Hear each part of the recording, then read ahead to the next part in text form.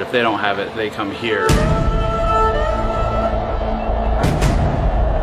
These GPUs are assembled in China, so they apparently, I guess, they have spare. And they buy it from these warehouses, which are on the upper floors of the building. They just have a carton. There's like probably a dozen tall and about the same deep. There's a cluster. Yep, as I said, they're being full. They're quite well utilized. One of them sent me this price sheet. We're multiple administrations deep in a technological Cold War over processing power between the United States and China. China's Cyberspace Administration has labeled some U.S. graphics processing products as a security risk, seeking answers about U.S. government backdoors in silicon. Meanwhile, the United States has imposed heavy restrictions on exports of graphics processing units, or GPUs, being sold to Chinese companies by American companies. The sale requires rarely granted licenses for each import scenario to legally export GPUs above a certain performance level, with the stated objective being to restrict progress of private and government projects, including AI development in China, while trying to maintain the US's AI leadership. The United States takes this so seriously that just this week, the Department of Justice had 2 Chinese nationals arrested in California for what it alleges is the smuggling of tens of millions of dollars worth of GPUs. Because where there's prohibition, there's smuggling. We spoke to everyone about this NVIDIA AI GPU black market in China and the US. We found middlemen who connect buyers and sellers. This is it. Cool. Wow. 坐，没事的。你是他的客人吗？我堂弟。你好。兄弟。 Users who can understand the demand and explain it using the most dystopian definition of wealth. How many GPUs they have. They have much more GPUs than us, than the university. Yeah, we're GPU richer. Oh, cool. Right. Wow. And we got them quite cheap. What model? This is A100. Oh, A100. These are A100. We also found independent repair shops who, simply doing their jobs, salvage valuable silicon components from dead PCBs of banned GPUs, innovatively hand-modifying them to be better than and have more VRAM than NVIDIA's own official product SKUs. 你在这里有48 GB 的4090吗？我们可以现做。 You can make one right now. Okay. 对，我们可以现做的。Hey, cool. We met multiple people who, when asked the same question, gave the same passcode-like Chinese idiomatic expression, or Chanyu. 你觉得NVIDIA 知道？这个是当然知道的，但是就是它是怎么说呢？睁一只眼闭一只眼。This is like you turn a blind eye. Do you think NVIDIA knows? Do they try to stop it? 就是它是这样，可能就像睁一只眼闭一只眼。 And among others, we even spoke with a US-based Chinese national buying video cards in the US to strip them and ship the GPUs to companies in China, violating US export control law. I haven't seen someone have a computer in a car for a long time. These nervous laughs come from a viewer of ours while meeting in Arizona with a GPU smuggler we'll call The Plug. The smuggler spoke limited English, but they both understood one universal truth. Oh, the temperature is too hot. Yeah. Okay, 2 universal truths. The second one is money, and this battery-operated Prius-mounted GPU testing rig with fur mark is the least suspicious thing in his car with a spare license plate in the trunk. We'll come back to The Plug later. Black market is normally a phrase associated with drugs or guns, but there's a new kind of black market, and it's high-end AI GPUs. And this particular black market is worth billions of dollars a year, and it's hiding in plain sight.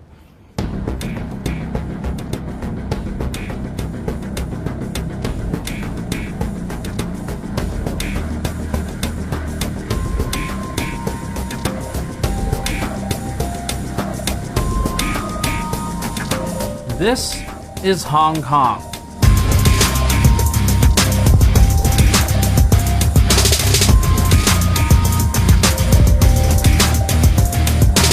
It's It's our first stop on this journey. By skyscraper count, Hong Kong would be the tallest city on Earth. The density is unbelievable.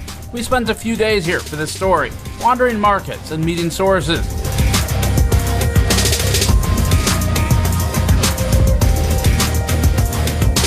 Do you feel like the ban, is it targeted at like military uses where they're trying to prevent that? I don't think from the U.S. government's perspective, there's this distinction between like Chinese academia versus Chinese military versus Chinese commercial. I think, no, I don't think they really consider there's a distinction, right? Yeah. Just total. Yeah, very general ban. Yeah. So these GPUs are almost certainly moved one at a time, right? So it's very hard to get like a full HGX system, right? Oh, so the 90 normally comes from Australia and Taiwan. Yeah. And that's why we're here to learn what the demand drivers are for these GPUs, how they get into China, and more about the illicit side of the GPU smuggling business. The community brought you this movie. This production is being funded by our viewers rather than putting a third-party ad here. We're supporting ourselves via the community so that we can produce more fully independent movies like this. We launched our own Kickstarter-style fundraiser on our store, linked below. In addition to physical products like our Blind Eye t-shirt, Black Market GPU sticker packs, Blacklisted t-shirt, and our new GPU VRAM glassware, we also have digital rewards available exclusively to backers on this page. These backer tiers are available only for one more week, featuring bonus videos, wallpaper packs, and the highest tier even has a Q&A session with me, a tube of Kingpin thermal paste, and features a canvas print of a watercolor painting, painted by my mom actually, based on a photo I took in Hong Kong. We even hit a super stretch goal where all backers of any tier will receive digital rewards on a USB key, including a copy of this very movie so that you can watch it anywhere, anytime without internet and without YouTube AdSense ads, and preserve it in case it's taken down. If you prefer a single item, we have a brand new Blind Eye t-shirt featuring traditional Chinese characters written right to left, top to bottom, representing the idiomatic expression we kept hearing during this investigation. 睁一只眼闭一只眼。 The shirt features a cyberpunk dystopian-style open eye with a camera as the iris. Our fundraiser's already hit several stretch goals, and because it's brought in so much, we're going to release even more Black Market backer exclusive videos that you'll get shortly for backing this project. All of these items will ship throughout September and October as we bring them in, so place your orders now to get them when they go out. The link is below. Now, back to the program. This was our latest big adventure, and it began when we booked a 24-hour ticket to Hong Kong, 20 days of hotels across Hong Kong, Shenzhen, Zhengzhou, Huizhou, Dongguan, Taipei, and more. At least one of us got detained by at least one of the governments involved in this video, but we can't talk about these indecipherably singular or plural instances or instance of any aforementioned detainment. Next, we talked to a lawyer about the previous sentence, loaded into a cab that secured our luggage like this, then investigated whether or not GPUs are actually smuggled with lobsters into Hong Kong. NVIDIA was right, We've checked the lobsters for sensitive electronics and aren't any in there. So, good move, Jensen. We found a pile of GPUs that are now export controlled and met a professor who really wants to make sure you know. These are legally obtained.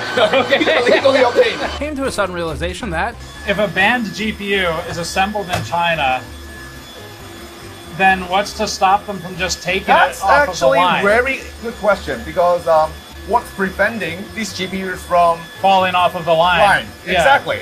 made friends with 3 different cats in Hong Kong. What do you think of the temple guards, Tannen? They're very good at their job. And said goodbye to this RGB city. We then booked a boat to Shekou, China. I told Tannen what Shekou means. You know what Shekou means, Tannen? What does that mean? Snake's mouth. Sounds inviting, right? Yeah, awesome. Can't wait. We arrived in Shenzhen, made small talk with hotel room service. So, how long have you worked at the hotel? Immediately got trapped in the hotel elevator by my new friend. Traffic jam. Almost witnessed a workplace accident. Got kicked out of a warehouse. We got kicked out.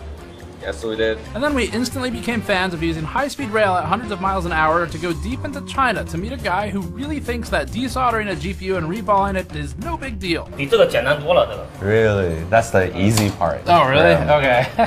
It's a lot easier than doing this. We got a ton of information in this video about GPU smuggling, including from this guy named 5. 然后赚差价，可能一张卡它会有500人民币到几千人民币不等的这样的一个差价，然后会通过这种手段去外面去购买带回来。 After that, we went back to Shenzhen for the third time in 2 weeks, met this guy. Support game natures.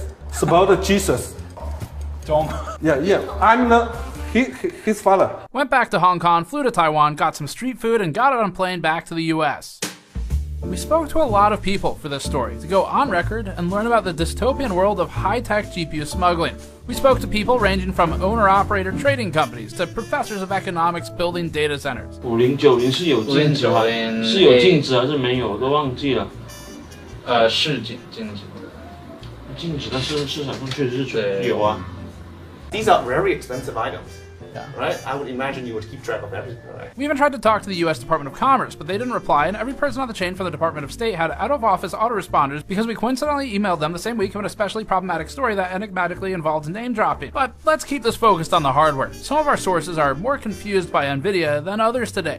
然后说要再继续阉割一下，变成5090地利，double 地。 And people seem to laugh every time we ask about how many Intel GPUs they sell. Intel 的显卡是吧 Intel 的显卡呢？ ？Intel 的显卡没有啊。But we want to connect as many dots of the smuggling line as we can today. And that's why we shot over 12 hours of interview footage that we just spent weeks cutting down for time. The point is finding people who know people, and each person in our lineup today has led us to at least one other person in this video, eventually building the full pipeline of smuggler to user. Although this story isn't about drugs, it is about a different thing that billionaire executives use to get high from. Is AI. AI. But before we get to any of those interviews, we need to establish the basics of this geopolitical mess. The story is complicated, so we'll start with defining these key facts. Why these GPUs are banned, the new 15% license, which only applies to 2 GPU models, who buying and selling is legal or illegal for, and then the timeline. AI GPUs have been in even the mainstream news constantly. China has spent decades modernizing its military with the express goal of catching up to the US. AI-enabled drones are key to achieving that goal. We still sell billions of dollars a year of semiconductors to China. We just cannot let them access the most sophisticated, cutting-edge artificial intelligence chips. The export ban did prevent China from getting the highest-end American chips, but it did not stop China from catching up in the AI race. China's AI technology is getting a lot better. The concerns over Chinese focus on AI. China. This story has been a complete mess to follow. It's spanned years, and now 2 US administrations. We ended up with over 400 pages of research and maps and finding sources and trying to understand the laws. Here's why governments care about AI GPUs. NVIDIA functionally holds a GPU monopoly in our sector of the industry, which is building computers to play video games. That now feels relatively innocent by comparison to AI. The company leveraged decades of gaming domination to build a foundation for what it now focuses on, which is making the most powerful GPUs for AI in the world. Reports warn of NVIDIA product use in nuclear weapons research, facial recognition technology allegedly used in Russia to suppress dissent, and growing concerns of AI facial recognition use in the US for similar deployments, alongside reports of use in international spying and in drone warfare. NVIDIA finds itself in the middle of all of this. Even though NVIDIA disputes selling to some of these entities, for example, it says that it doesn't sell GPUs to Russia, the products still find their way there. So NVIDIA is making money one way or the other. Someone is buying it, maybe from someone else who bought it from someone else, and much like we're talking about today, it might be transacted through smuggling. But NVIDIA does end up selling the device ultimately to somebody. Regardless of who they sell to, NVIDIA plays a big part in this worldwide obsession with AI will also create AI, using AI to create AI. And we think it's playing all sides. We'll talk about that more at the end, though. And besides, when there's a gold rush, it's better to sell the pickaxe than swing it. There's so many companies that would like to build. They're sitting on gold mines. Gold mine. It's a gold mine. It gives me tremendous joy if you just buy something from NVIDIA. We're going to be rich.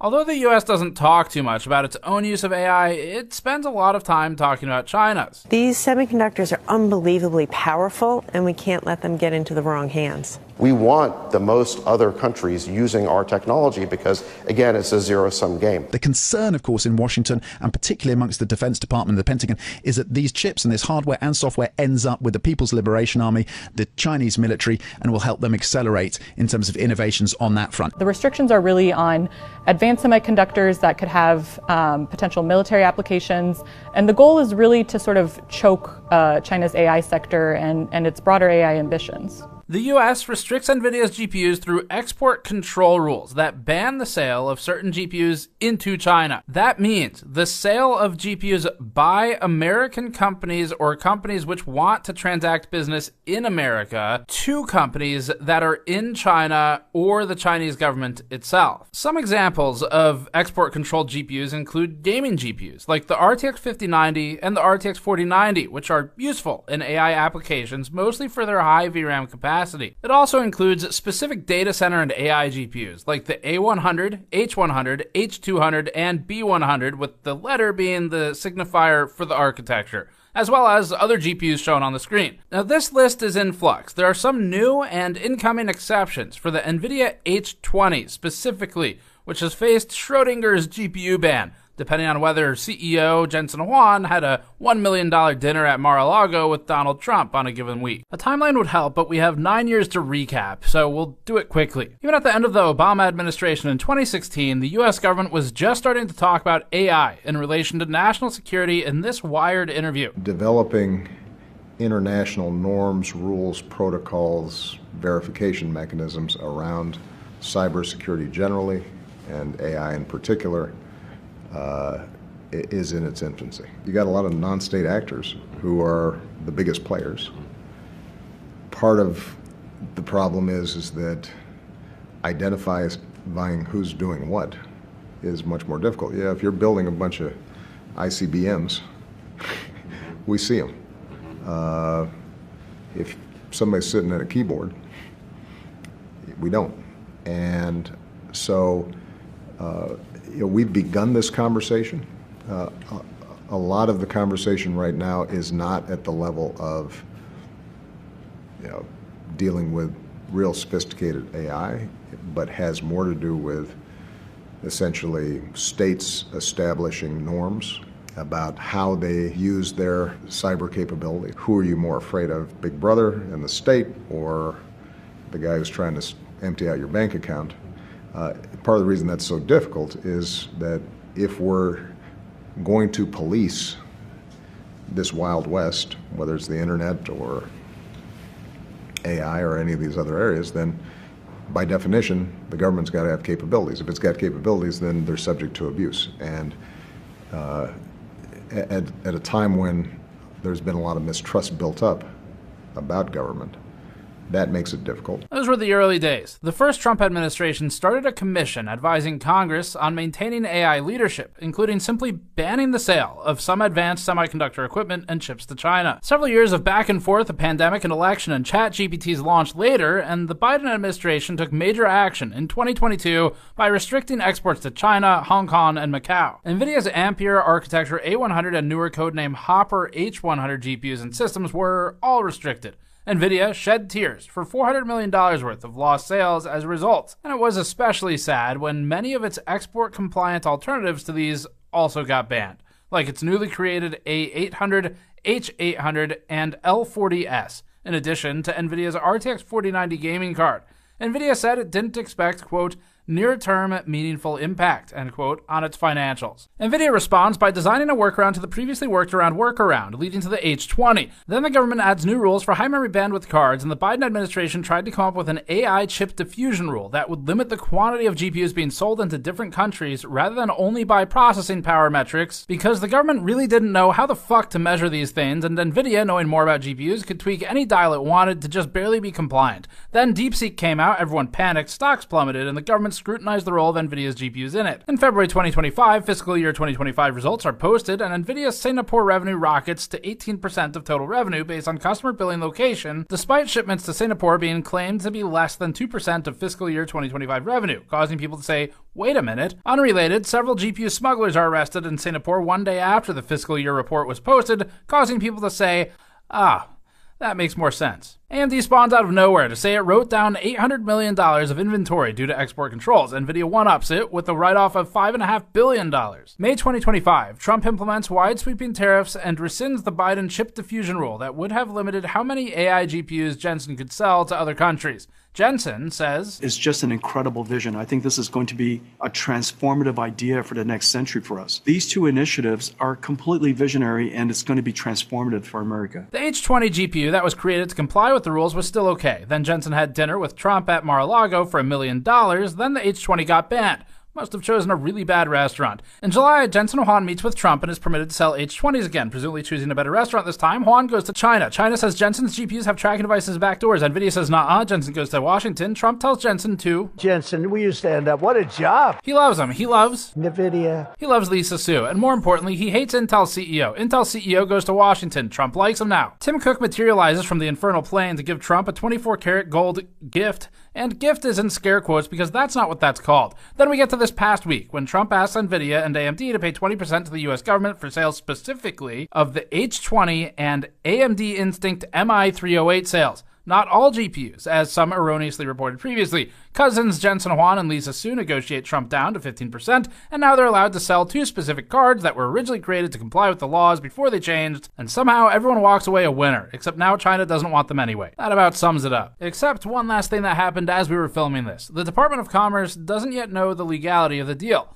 with Tom's Hardware highlighting legal expert arguments over Article 1, Section 9 of the Constitution. It's not our area, so we'll move along from it, but just know that this is being publicly discussed still. If you want the full details with all of the in-between, we did collect it, there will be a massive timeline article on the website. We'll link that below when it's up within a couple days. There was also recent news about a 15% revenue share between NVIDIA and AMD with the United States government for sale of some AI GPUs. This is an old chip that China already has. And I deal with Jensen, who's a great guy, and NVIDIA. The chip that we're talking about, the H20, it's an old chip. China already has it in a different form, different name, but they have it. Or they have a combination of two will make up for it and even then some. But the H20 is obsolete. You know, it's one of those things, but it still has a market. So I said, listen, I want 20%. If I'm going to approve this for you, for the country, for our country, for the U.S. I don't want it myself. You know, every time I say like 747, I want, yeah, for the Air Force. So I just wanted, so when I say I want 20, I want for the country. I only care about the country. I don't care about myself. And he said, would you make it 15? So we negotiate a little deal. So he's selling a essentially old chip that Huawei has a similar chip, a chip that does the same thing. And I said, good, if I'm going to give it to you, because they have a, they have a stopper, what we call a stopper, not allowed to do it. It's really known as a restrictive covenant. If you were to only read the headlines, you might think this applies to all GPUs and that the ban is over. And then you might think that a market in China, or in the US's eyes, an illegal market in China, would cease to be so illegal. That's not the case. So I released them only from the H20. This new 15% revenue share would, if it's legal, and they're not sure yet, allow NVIDIA to specifically sell the NVIDIA H20 GPU to approved Chinese entities. They likely can't be on the entity list. It would allow AMD to sell specifically the Instinct MI308 GPU to approved Chinese entities. The proposed license would not affect any other GPU that currently does not have a license. The government hasn't made clear yet if NVIDIA's partners would also be permitted to make these sales. That means that other banned GPUs, including the RTX 4090, RTX 5090, H100, B100, B200, and so forth, remain banned. The H20's extremely high 96GB memory capacity would enable large models to fit in memory and actually run, especially with multiple GPUs in a single rack, even if it's slower. That means companies can achieve performance targets by stacking GPUs, which are lower clock and core count but higher capacity, and doing NVIDIA CEO Jensen Huang's favorite thing. We were trying to solve scale up, scaling up, scale up, scale out, scaling up, scale it up, scale it out, scale up, scaled up, scale up, and scaled it out, scaled it up, scaling in that way. As for the newer Blackwell architecture GPUs, now Jensen's a very brilliant guy, and Jensen also has a new chip the Blackwell. Do you know what the Blackwell is? The Blackwell is super duper advanced. Let's not give NVIDIA any ideas for new GPU names. I wouldn't make a deal with that, although it's possible I'd make a deal, a somewhat enhanced in a negative way Blackwell. In other words, take 30% to 50% off of it. But that's the latest and the greatest in the world. Nobody has it. They won't have it for 5 years. On the Blackwell, I think he's coming to see me again about that. But that will be a unenhanced version of the big one. For now, these super duper GPUs are not licensed for sale. In short, the H20 and MI308 were compliant with the US government's original rules. Then the rules changed during design and production and they were banned. Then AMD and NVIDIA collectively declared over $6 billion in financial impact as a result. Then the US government said, wait a minute, we can help with that if you cut us in. It reminds us of our tariffs documentary. And with this, if I see a tariff of 20 or 40% one week, 50 to 60 a day later, then I see it 120%. Then I see, well, electronics are maybe exempt, and in Bloomberg, and then I see on Truth Social, no, that's not actually happening. I have no idea what that means. So I can't make decisions because it's not about it being a high tariff. It's about not having a clue what's going on. The H20 most certainly is not obsolete, though. It's still very desirable in China, and with a lot of them, they become particularly potent. Setting a threshold for banned hardware should be objective, since it can be tested. This is a graph from the Department of Commerce that visualizes the original threshold at which a computing product became automatically banned for export to parts of the Middle East and China without a granted license. There have been some changes since, but back when this was made, the total processing performance score on the y-axis was used to determine cards in need of a license. The government needed a metric to calculate against, so it created its own. Accelerators and video cards have a lot of metrics in their spec sheets, including memory capacity, which is critical and as simple as a pass-fail for certain AI and training use cases. They have hard numbers for memory bandwidth, GPU clock speed, GPU SM or CU count, TPCs, tensor cores, ROPs that are sometimes randomly missing on NVIDIA devices, teraflops, tops, petaflops, gigaflops, gigabits, power, and more. So then, banning a product could probably be based on some sort of benchmark rather than a random metric from a spec sheet. But the US government, illustrating what an absolute clusterfuck this situation was and now remains, decided to instead multiply one random metric from a spreadsheet against the bit length of the operation being executed. Flops, or floating point operations per second, and tops, or tera operations per second, are calculated by the company making the spec sheet and aren't a great measure of actual performance. These numbers are based on both marketing and whether we're talking about FP8, half precision floating point 16, single precision floating point 32, double precision FP64, integer performance or tensor performance, or otherwise. So the government says, quote, the rate of Mac tops is to be calculated at its maximum value theoretically possible, end quote, and quote, the rate of Mac tops is assumed to be the highest value the manufacturer claims in brochures for the integrated circuit, end quote. So it's not based on a bunch of real-world benchmarks of applications or something. The government also references Mac tops as the theoretical peak of tera ops in multiply accumulate computations. The Biden administration used this total processing performance, or TPP score, in 2023, with the government later adding a performance density metric, dividing the TPP by the die area in square millimeters. In other words, the government didn't want NVIDIA to be able to sell more of a lower performance GPU to make up for the loss of high-performing parts with multi-GPU solutions. There are a lot of reasons this doesn't capture the full picture, like sparsity, APIs, different methods to calculate flops, and different performance for different applications. But the government needed a way to define a threshold, so this is what they made.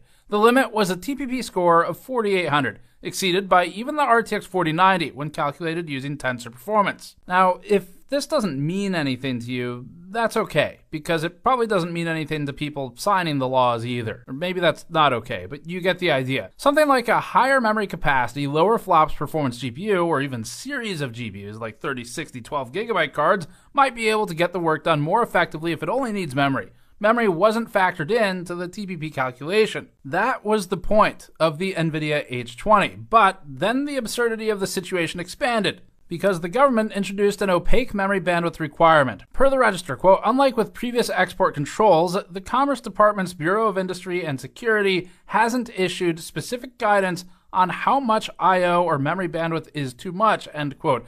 but they did decide that there would be a limit. So to recap, it seems like across 2 administrations, the United States is creating formulas based upon numerical calculations, and then when NVIDIA and AMD tweak the numbers to fit within that box, it's retconning those rules in a guess and check process. We spoke to a lot of people in this piece, and it's multilingual, which made it complicated. In order of appearance today, the discussions come from Dr. Vinci Chao, senior lecturer in the Department of Economics at the Chinese University of Hong Kong, responsible for building his department's machine learning servers and sourcing the GPUs from middlemen suppliers. Dr. Zihao Fu, a research assistant professor at the Chinese University of Hong Kong and an affiliated lecturer at the University of Cambridge. Zihao specializes in both computer science and linguistics. Various retail workers at computer markets in Hong Kong to get a ground-level understanding. Joe, the creative director of product at video card manufacturer Yeston, who worked with us for a separate piece, not this one, but he showed us his factories and suppliers, so we've included clips here as we relied on those tours for an understanding of how GPUs are brought into China for assembly on PCBs. An anonymous seller who goes by the pseudonym of Silver, based in Shenzhen, Bao'an, and managing a warehouse in Hong Kong that receives and processes smuggled GPUs. Vincent, a resourceful fence who lives next to the warehousing and markets filled with GPUs and accelerators.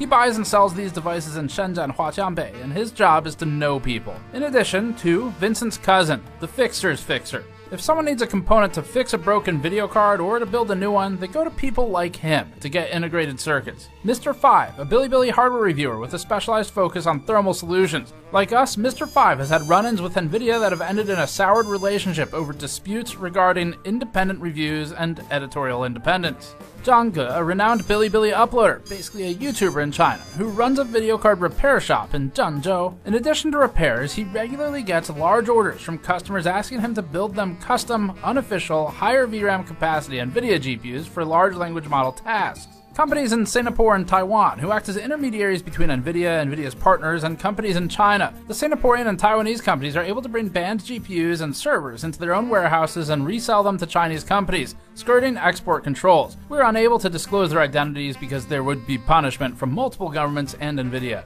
The Plug, a US-based Chinese citizen who drives around the country buying hardware from American end users and resells it to companies in China and Hong Kong. And finally, a special thanks to our translator Raymond Wu of the Black Soda Agency in Taiwan. Here's the pipeline. If a GPU doesn't fall off the back of a truck in China after it was assembled, or if it isn't a QC defect that disappears from the scrap pile, it may instead have been moved by ants to get to China. Mayi Banjia is a linear pipeline. Each ant in the fire line serves a specific role. It'll help to name those roles to keep everything straight. Here's what we came up with.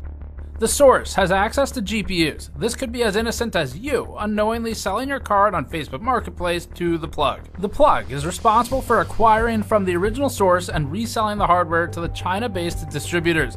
In between, there's a mule. Sometimes this is the Plug himself doing a trip home. We learned that overseas students also regularly return with what are feasibly defended as personal GPUs that they bought at Best Buy and then may get resold for markup and profit. In either case, the mule gets the GPU into the country either by shipping it without interception or by hand carrying it. Next is the middleman, receiving the GPUs and often interfacing with or managing the warehouses that store the cards. The middleman buys from multiple plugs, including factories that get rid of rejects with fixable or unimportant QC defects, then sells those devices to more localized distributors. That's when we get to the fence, who buys and sells GPUs between middlemen and warehouses to end users in China. Then we have who we're calling the fixer, except this time it's literal. The fixer is an optional step that may involve soldering and modifying a GPU to improve it beyond its original specification and make it more marketable for domestic AI uses. They might also just fix QC defects from factories. Finally, we have the user. This is self-explanatory. The user is the demand driver, and oftentimes,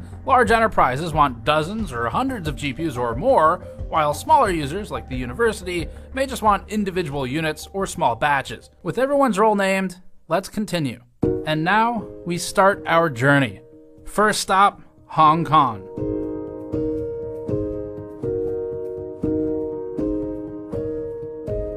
Upon arriving in Hong Kong, after checking out the local wildlife, one of our GPU dealer informants slipped us a price sheet for a mix of GPUs that are both export controlled and not. Alright, so check this out. This is a GPU price sheet where we just got to Hong Kong and I've already been able to find a supplier who works as a middleman between smugglers. And you just pick the GPU you want, so you can see 5090, 4090, 4090, 48 gig, 5090. Down here, there's some A6000, A100, A180 gig. That's pretty valuable, so that's 75,000 renminbi. And so I found a supplier where basically the person who provided this is local, and they work with the smugglers. So they sit between the smuggler and the customer to supply and source GPUs. The problem is, I don't know what the going rate is for any of this. And so what we're going to do is take this price sheet to our local fixer, Dr. Vinci Chow at the Chinese University of Hong Kong, and see what he thinks about the prices here, and if this process is normal. So for that, we hopped in a classic Hong Kong cab and headed across Victoria Harbor over to the Chinese University of Hong Kong. Oh, okay, 谢谢 okay. Thank you, sir. Bye bye. We found Dr. Vinci Chow through a Reuters story from a couple years ago. Vinci works in the economics department at the university, and he's responsible for having built many of the servers and machine learning systems that are in use daily.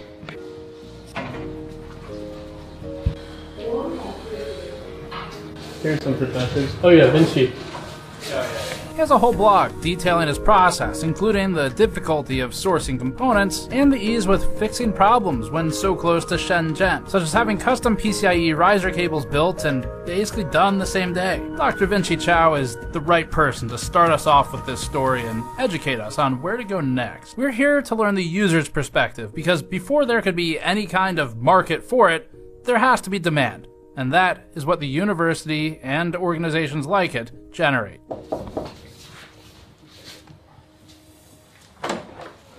Hi, whoa. How you doing? Hey, nice meeting you. Good to meet you. This is Tannen. Hi. Nice to meet you, sir. Right, so we have several options. Okay. You can set up shop here. It's a construction site here right now. Yeah. So we are renovating. An interesting anecdote is that Dr. Vinci Chow actually went to school with someone important at NVIDIA today, the Vice President of Applied Deep Learning Research. I was actually in Berkeley at the same time as Brian Catanzaro. Oh, cool. We're working buddies. That's cool. Yeah, I know him. Right. Wow. We won't be able to do much talking in here because of noise. Yeah. So, A100. These are legally obtained. Okay. These are legally obtained. We got, it's actually very interesting because we got these, I think, right before the ban. No, right before ChatGPT was released. Okay. Around ChatGPT. So several years ago. Yes, and we got them quite cheap. One of them is actually modified from a SXM version. Before everything, GPU becomes such a scarce resource. Yeah. There was a period of time, I think right after crypto, crash. That GPUs were actually quite cheap. Even A100 was actually quite cheap. We were able to get these for like less than $10,000 US. Right.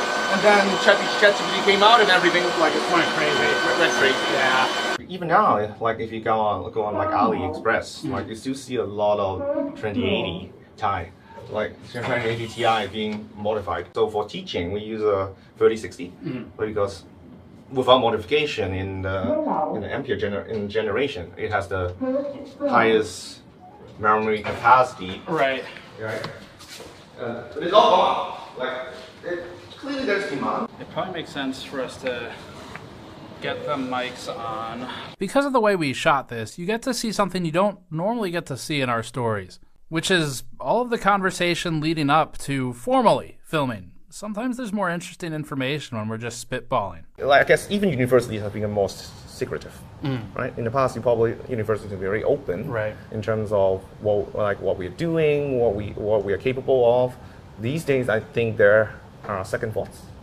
Some researchers might not want to be being so open. Yeah, the collateral damage is an interesting right. And topic. On the other hand, it's interesting because it's the export ban, right? So it's illegal to export to China, and that'll be one of my questions for you. Without permit, right? But then it's completely legal on our side, right? There's nothing that says that you cannot buy high-end GPU, right? So from our end, as long as we follow all relevant procedures, right? There's absolutely nothing illegal about for us over here to buy these GPUs, right? So that makes it for a very interesting environment. Yeah. Like so, you have, because if you look at the university documents, right? I think you will be able to find obviously these universities have been purchasing GPUs, right? It's completely legal over on our side, right? Yet this is clearly not supposed to happen, right? From the perspective of the U.S. government, right? So, I guess for universities, once again, it depends a lot on how committed, a particular researcher or particular unit is when it comes to acquiring GPUs, right? I mean, if you pay enough, supply is there, right? Maybe not if you want to build like a super cluster, right? For research, most researchers are talking about 1 or 2 GPUs, right? And if they have the funding, then it's possible to obtain that. So it's just everything is more expensive. That makes sense. I'm in the Department of Economics, which is kind of interesting, I guess, for someone in the Department of Economics to talk about GPUs. But we started building our own cluster during the COVID, right? Well, not just we, but you specifically. Well, me, all right. Yeah. So I'm responsible for that. So it's we because the department has to fund it. Right. Right. So I am the one who plans these things out, but the department funds it. I started building my own desktop computers back when I was in high school. Cool. Right. Hong Kong is a small place, right? I guess we'll visit that later on. But in Hong Kong, you can actually physically visit computer malls where you can just pick whatever parts you want. And then during COVID, then we had this idea. Then we probably have to try to provide remote access to computing power. The first GPUs we have was 1080 that we obtained from the computer malls, $500 each. Back then I was thinking that's so expensive, $500 for a GPU. If you were to ask one of the local supplier, how much, let's say H200 is going to cost, it's going to be about 30K. US. 30K US. There's a big premium for data center GPUs, right? So even if you obtain an aging A100, that's still going to be almost 20K US. Is anything from Blackwell over here yet? No. Not yet? Not yet. It's illegal for a company like NVIDIA to sell them into China. Right. But not for anybody here to buy them. Yes. I messaged some sellers on Alibaba. Right. And one of them sent me this price sheet. Ooh. Tell me, what do you make this? Do you have any H200s in your servers? Well, we want some. Okay. We want some. I can connect you to the supplier. We want some, right? We want. So what like that? After tax, they want $213,000. What is that in US? Let's see. So that is $29,700 US. That's about I think the right. I don't know what MSRP is, or if they even have one. I think, but first of all, it's not like there are a lot of companies, even in the States, that would just put out a MSRP and they just buy it online or something like that, right? Right. But I think for the few companies that actually list a price, I think it's actually the premium is, as I said, it's surprisingly low. Right. It's almost as much. It's just about the same as the MSRP, as far as I can tell. Do you know how these companies, the suppliers, get the GPUs? Any idea?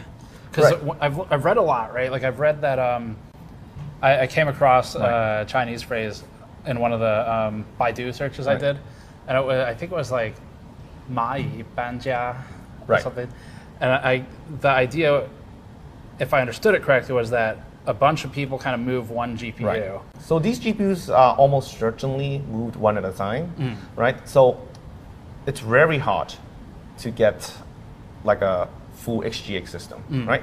These days, most of the vendors would recommend getting the PCIe versions of the GPUs, because it's so difficult to smuggle in a full HGX system, right? Okay. Yeah.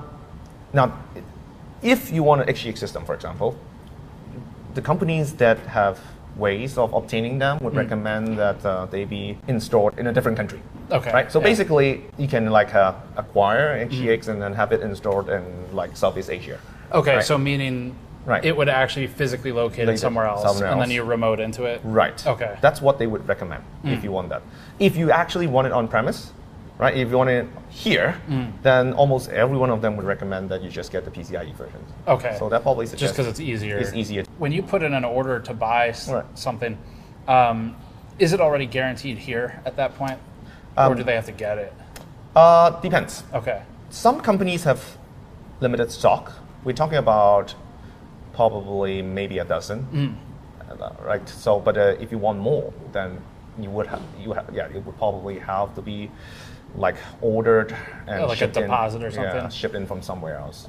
Any idea what happens if they get caught?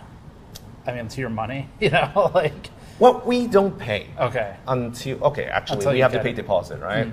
But then I presume if they cannot deliver, you maybe get it back. We will be able to get it back locally, since I mean, we're not doing anything illegal, so we can just go to the court and suit them. And do the local governments even care? I mean, like, because I guess that was one of the things that was unclear to me, where if it leaves the U.S., like let's just say, as an example, if NVIDIA decides, you know what, we're just going to ship it straight from Santa Clara, California to Shenzhen or something, you know, that would be a problem. Right. But on the receiving side, do they care? You know, does like Hong Kong I would say the receive. Well, I would say no. That we don't. We probably don't care. Right. I don't think the government is going to obtain these GPUs now that there's an export ban. I don't think they're going to do that. In Hong Kong, we have like basically the government essentially funded 2 H800 Superport, but they are both legally obtained right before the ban. So, and since then, there hasn't been any news that they're going to expand their capacity. So I would say the government probably not going to do it itself. I guess the only thing they care about is if someone brings it in, they pay the import taxes. Well, but there's no import tax in Hong Kong. We are free trade port. Okay. You can pretty much bring whatever you want, except normal things like firearms. Like you can't do that, right? But otherwise, we are free trade port. So. Okay, that makes a lot more sense then. Because I think I read that Macau is the same. Right. Maybe free trade port. Free trade port. Yeah. Okay. Interesting. But I'm pretty sure these GPUs don't go straight from the US to Hong Kong. Right. They would go through. They probably go through some Sanguo, some third party country somewhere you can actually legally export those GPUs to. Singapore comes up a lot. Singapore comes up. Malaysia is another place that comes up. Right. Have you heard of? I saw a story from The Economist actually, where they said now there's. Like they referred to it as, I think, data smuggling. Right. They're talking about bringing data from countries with the export ban to Singapore to have it processed locally. Right. So I think it's similar to what some of these companies have offered us for consideration. Is that given how hard it is to bring in a large system, it's actually easier either to fund a system in Malaysia or Singapore, or you just rent capacity there, and then just remote access, right? Yeah. I mean, I guess the reason why you actually have to take physical hard drives back and forth is due to the size of the data. Right. It's going to be hard to transfer data remotely, but otherwise the idea is the same, right? Given that you cannot bring the system in, just have it somewhere you can access. How you doing? Steve. Hi, I'm Steve. I'm Zihao. Good to meet you. Here. Yeah, good to meet you. What department are you in? I'm currently working in the linguistic department. Okay. So my focus is still doing some programming and running on GPU. Previous, my background is computer science. So I need a lot of GPUs. Right. So you've already got the computer science background, but then... Yeah. I got a computer science background in this university, Do you have your own server cluster? Is it separate from the econ? I think they have the best one. Okay. This is the best one in this university. So who built the one for the arts department? Actually, we use the university's GPU. So university have a central GPU, and everyone can use that.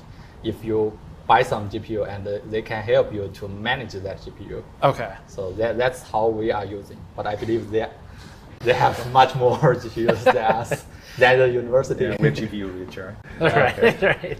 GPU rich. Yeah. Yeah. What are the things you guys use them for normally?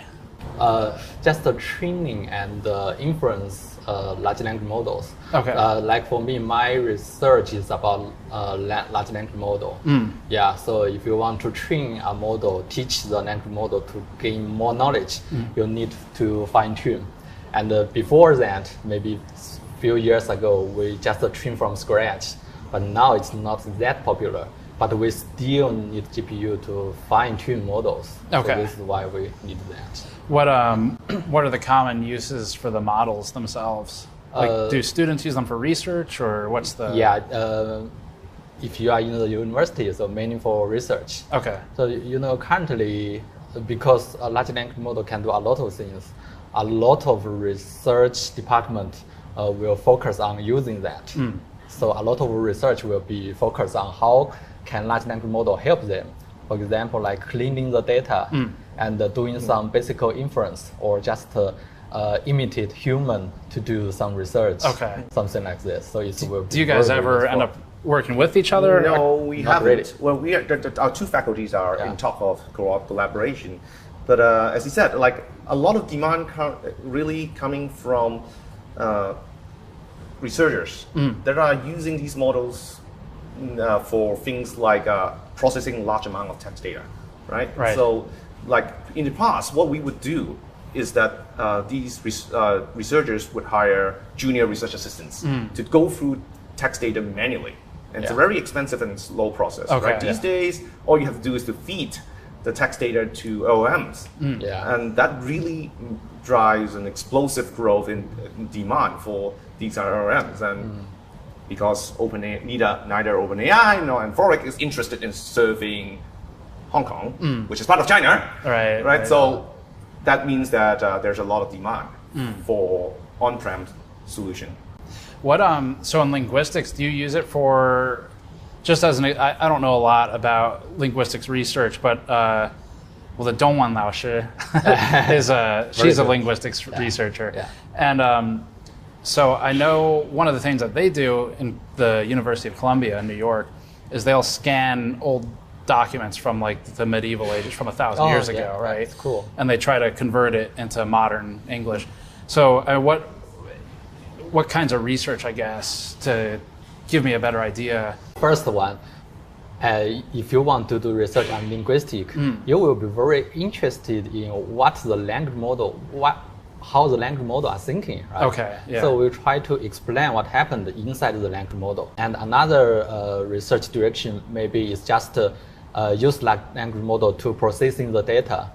For example, you want to know how the children learn the language.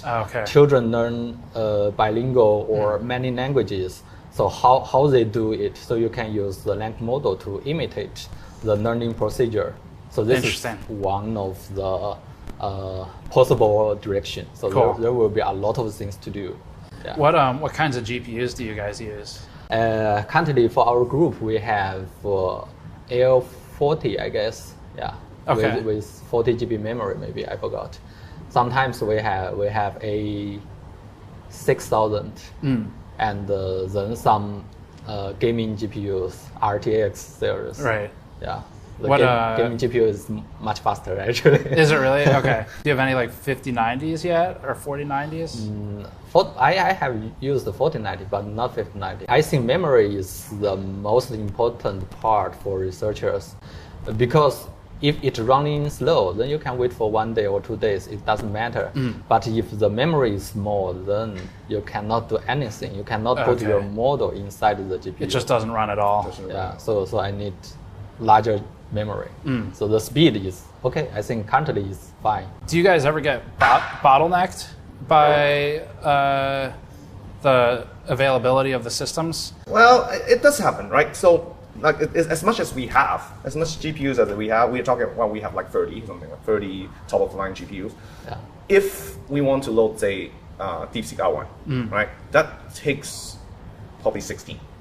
right? Okay. That's half our capacity. Right. And if someone, like one of our teachers, or what would say, I need DeepSeek R1 for 2 months, right? Then it would take a bit of planning, because we would have to see if we can balance the need of other users. It's not going to be enough if you want state-of-the-art model, given how big these state-of-the-art models are. I think all researchers would love to scale up what we do, but the reality is it might not be possible to get the hardware to support what we want to do.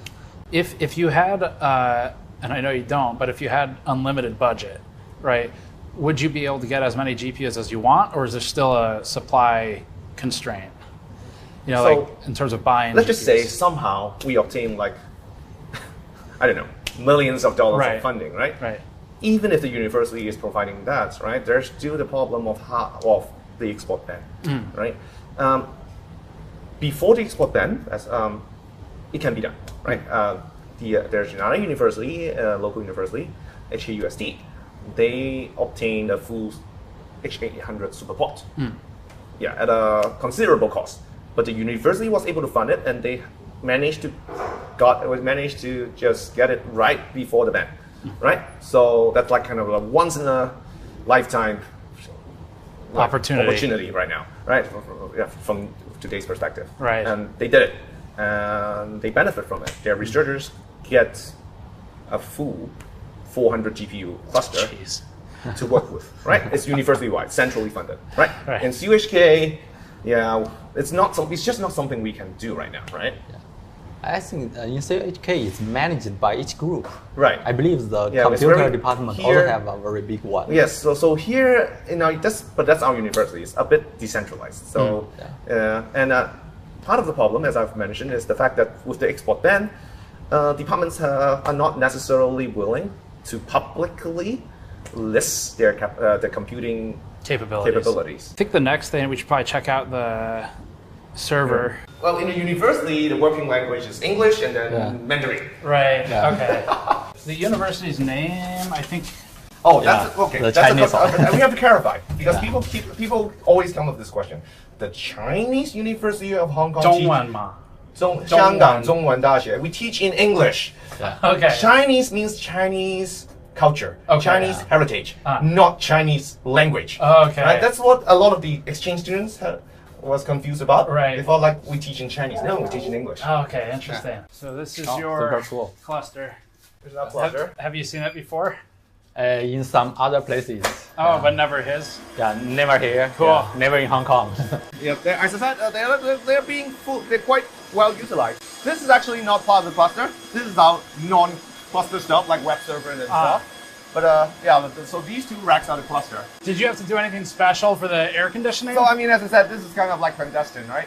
The thing is, these GPUs are very hot, right? A single 8 GPU system can put out like 4,000 watts. Oh, okay. Right? So it's like two hair dryers. So when you say a single 8 GPU system, how many does each rack or each blade have in it? So like a 4U unit these days, like these ones, like this one, like and this one, these ones, these are all 8 GPU systems. Okay.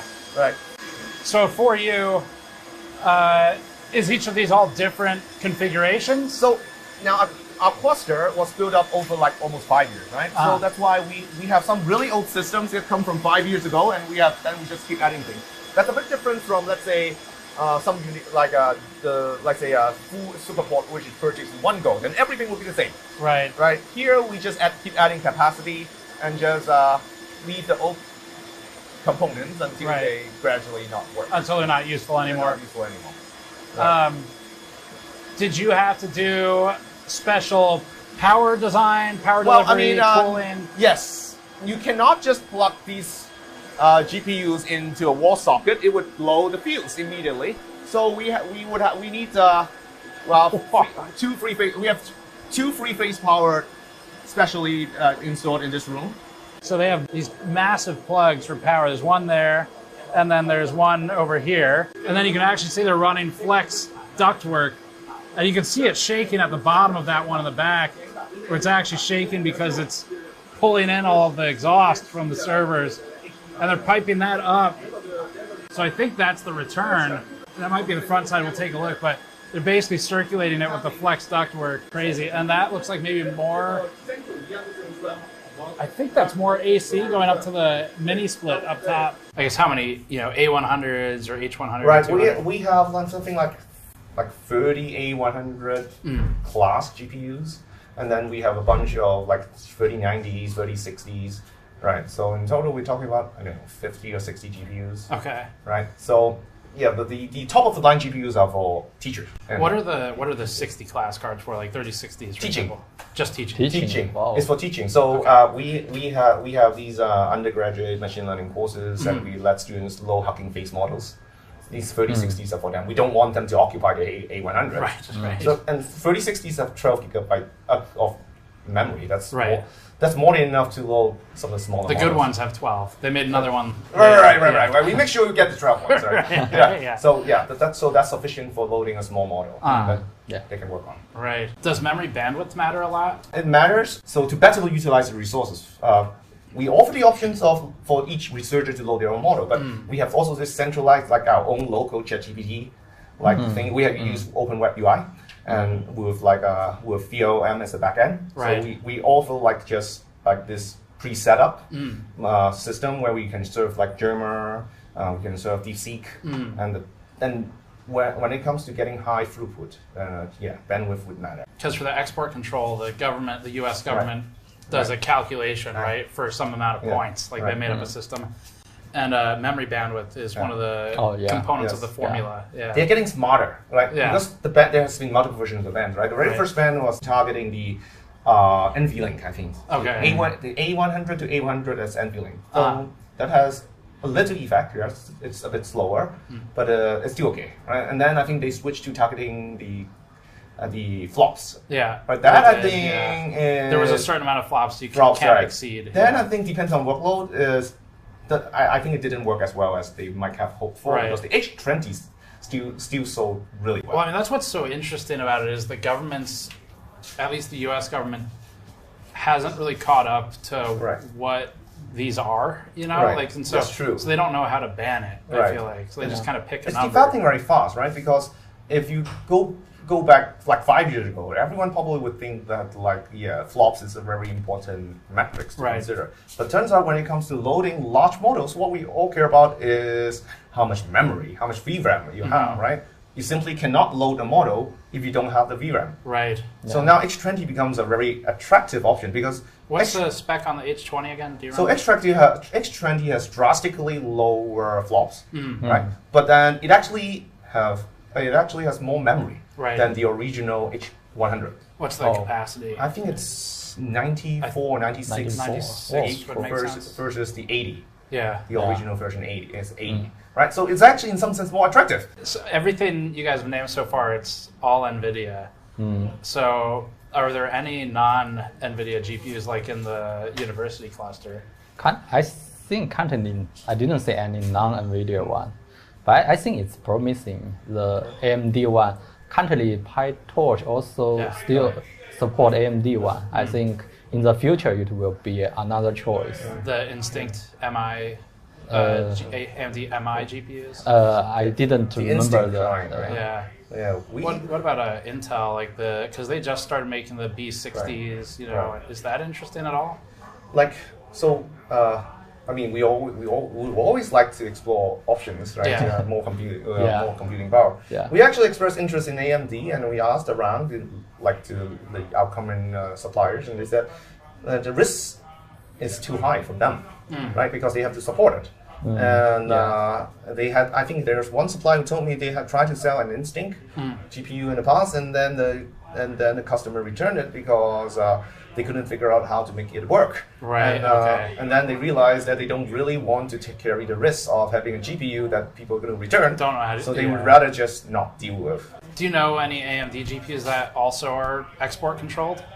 I think the Instinct line is also covered under the export ban, right? Yeah. I mean, I guess that's also part of the problem. If you're going to go through the hassle of smuggling something, you better smuggle something that people actually want. Right. Yeah. And is there any support for it if it's a smuggled device and you have a problem, what happens? You know, right? Like if a MOSFET blows up, right. You know. So now we obtain all these under like under following university procedure, and part of that is that there should be warranty, right? Okay. I mean, now the supplier is clearly going to promise you warranty, right? But they also indicate that now for the PCI inversion, they are pretty confident they can support it because I think they just exchange it for a new one and just try to move that one out, one at a time, right? Right. But if it's an HGX system, even if they manage to get it in, they don't promise anything basically. Yeah. Right. I mean, for contractual reasons, they would promise warranty. Right. But whether they can actually do it, they can't actually guarantee. Okay. Right. So actually, we have a legally obtained HGX 800 system that we got before the ban. And as far as I know, after our initial, I think 5-year support contract ends, it's not possible to renew. There's a 4U system with 800 inside. Do you ever physically go to pick up the GPUs when you're arranging from a supplier, or they just ship it here? They usually ship here. So it's just like Express. Totally normal commerce, basically? Right. They just ship here by It's so interesting because I feel like when you think about like this concept of like the black market GPUs, and earlier I had said I found online a story that talked about Mai Banjia. And you think of it like that, it seems like when you go to buy a GPU that's banned, it feels like you would be going to a dark alley and handing him cash, right? Yeah. And he hands you a GPU. But that's not how it works. Yeah. No. So they just ship it. I think it's good. That way it's good for personal usage. It's not quite good for a very big cluster. Right. Yeah. So if it's that sort of easy where it just ships to you, does the ban seem effective? Like as I said, if it is effective in preventing the building of a very big cluster, right? It's just not possible to get 100,000 of these GPUs. Like we heard about some of the other companies having. Right. Yeah. And I think there are like people from the company who refuted that idea, right? We don't really have that many. I think that's right. Right. Why do you think the U.S. government cares so much? Like, what is it they're trying to prevent? I guess they just want to delay the speed of other countries of training the model. But seems I don't know, their ban is very weird actually. Right. Yeah. Do you feel like the ban, is it targeted at like military uses where they're trying to prevent that, and then it just happens to affect you guys as well? Or are they targeting, you think, just companies in general? I guess it's in general, every company, every people will be influenced by this. So I guess just to delay the speed of research. Yeah. Just like my experiment, for example, if I can have better GPU, I can finish in 1 day. But now 2 days or 3 days, that's fine. You just wait a little bit. You get the same thing. I don't think from the U.S. government's perspective, there's this distinction between like Chinese academia versus Chinese military versus Chinese commercial. I don't think they really consider there's a distinction, right? Yeah, just total. Yeah, very general ban. Right. I know Huawei has the new Ascend, I think it's called. Yeah. Is that interesting at all? I mean, does it seem like that's promising for you guys? Huawei's GPU, I think they built that for many years, and they also trained some language model based on that. So currently, seems no friends around me are using, but maybe in the future they are trying to try that if they still cannot get the NVIDIA one. Do you guys need CUDA for your stuff? Oh yeah, definitely. If you want to train the model, you need CUDA. Right. So I feel like we can still get by because we, as I said, we're not really needing that many GPUs, right? Yeah. So there's still enough supply, NVIDIA GPUs supply around for what we need. Right. But if we want to scale up, then NVIDIA is just not possible right now. So probably one way, eventually, like something like Huawei Ascendance would be. You said you have an interesting GPU that was modded, I guess? Yes. We have several GPUs, like as I said, like this is one of those like reference board. Yeah. And RTX 3090. Yeah. This is a 3090. This is a 3090. I think it's very Chinese specific, right? Yeah. I don't think you can actually. They were not popular in the US. You Yeah, could get them, but not many. Yeah. Because they're noisy. They're really noisy. Yeah. And the only reason to get these is because you want like multiple of them. Yeah. Right. Packed closely together. They're designed for that purpose, right? So they have these kind of slots. One of these, I think, are like a normal, actual PCIe version of A100. And this one is actually a modded version, but they use the same casing. Okay. So this one is actually modded from a SXM version. So if you install it and take a look at the NVIDIA system information, this one will show up just like it's shown as SXM. SXM. Okay. SXM. Right, but they look the same. This is actually a very interesting question because, as far as I understand, this is possible because these GPUs are assembled in China. These GPUs are assembled in China, so they apparently, I guess, they have spare casings. Right? Well, so here's a question for you: if a banned GPU is assembled in China, then what's to stop them from just taking it off of the line? That's actually a very good question because. As far as I know, even the H200 seems to be assembled in China. Yeah. And I have no idea what's preventing these GPUs from falling off of the line. Yeah. Exactly. So, yeah. I don't understand how it works at all. How is the ban even even working? Like, the box of these GPUs clearly state they are manufactured in China. Right. Right.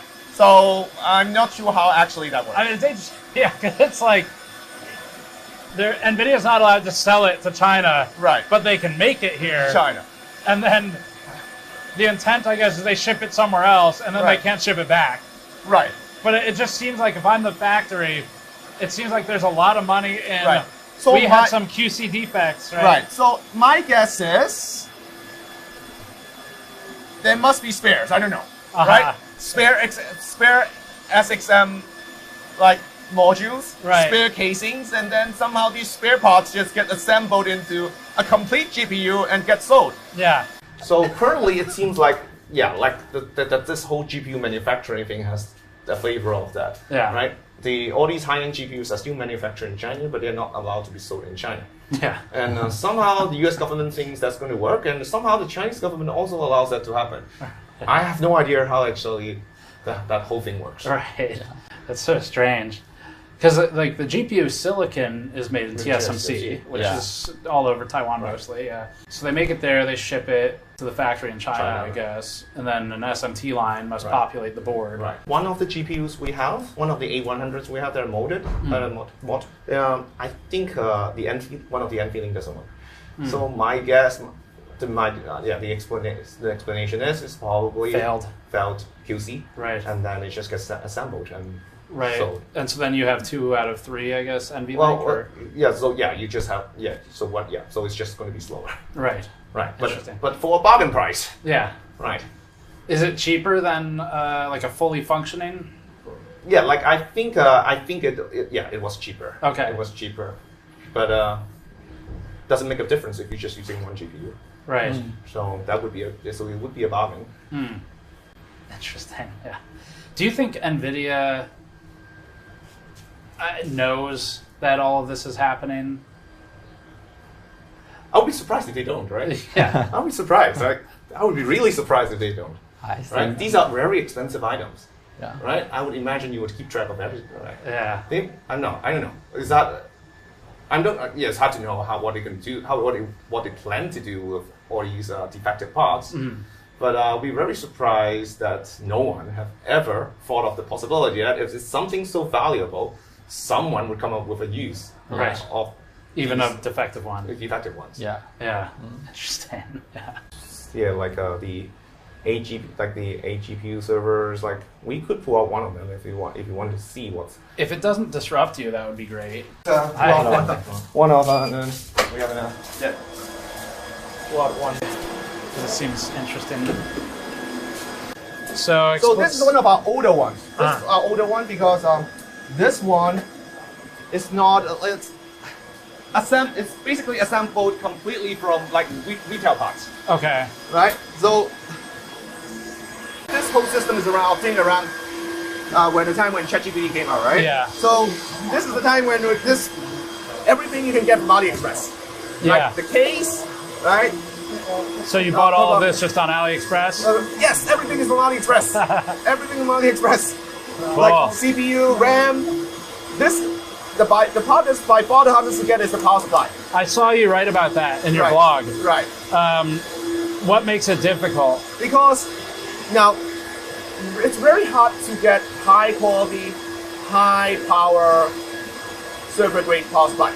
This you need in order to support 4 A100, you need like 2000 watt power supply, and you need these kind of server grade redundant power supply, and there's just no demand in from retail customers for these kind of GPUs, so for these kind of power supplies. So supply is slow. Right, if you buy this case, mostly they come with something like a 800 watt power supply. Yeah. And we need 2000. So that's the hardest part, right? To source. Is this a redundant power supply? Yes, it's a redundant power supply. Okay, so it's got a failover. The CPU, what are you using for this? This is a Epic 7763. That you can get from AliExpress, no problem. Okay. If you need to. And then the port is from ASRock. Yeah. Yeah. ASRock board. ASRock rack. Yeah. So it's the server line of ASRock. It does have like 7 PCIe slot. But then in order to, because we need we want infinite band network. Yeah. So we have these cables specially made to the they're custom made. The length we need. Okay. Right, we need it to be this long and to support the infinite band card. Is that that down there? Yeah, this is the So that's the infinite band card. Right. That's the 200. That's the HDR 200 GB card. Right. Yeah. Is all of this stuff pretty high priority for the university at this point? Like on the, technology side, are they invested in the purchasing? I think the university is realizing how important it is, right? That's why we have this brainstorming session. Right. Yeah, I guess university will begin to buy more GPU and try to find some strategy to share with the whole staff members. Right. Yeah, it's a good sign. Cool. But it's just a start. Right. I think we would try to catch up quickly. Yeah. We try to catch up quickly. Very cool server room. It's impressive. Why they just happily provide you with their Weixin.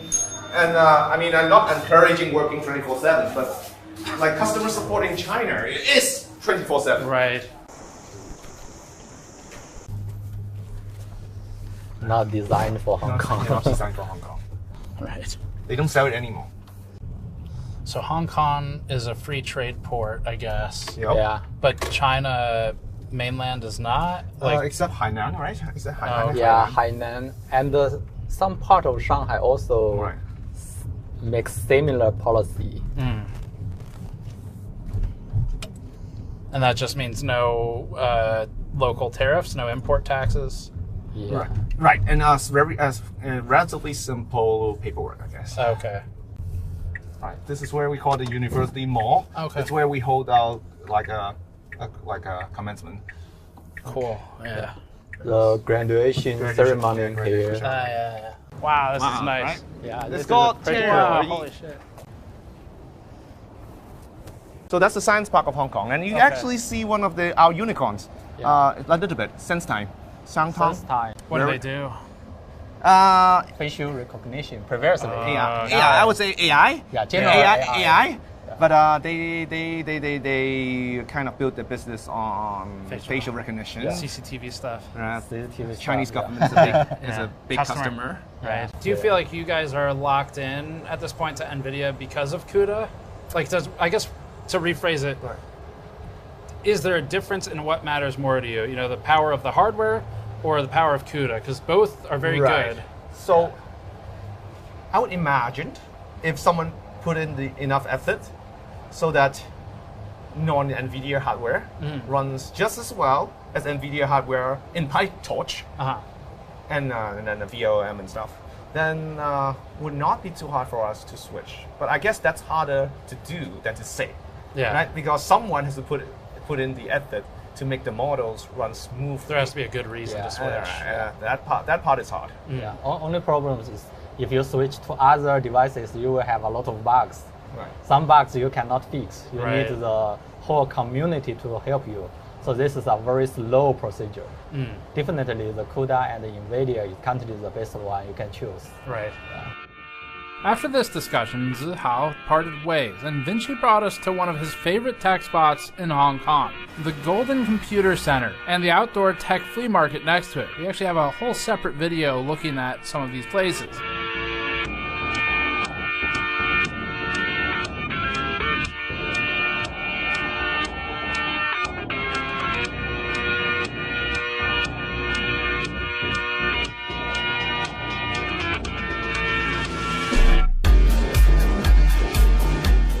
After this trip, we asked him if we could go find some supposedly banned GPUs, like the RTX 5090, except available in public, where, in theory, you shouldn't be able to find it.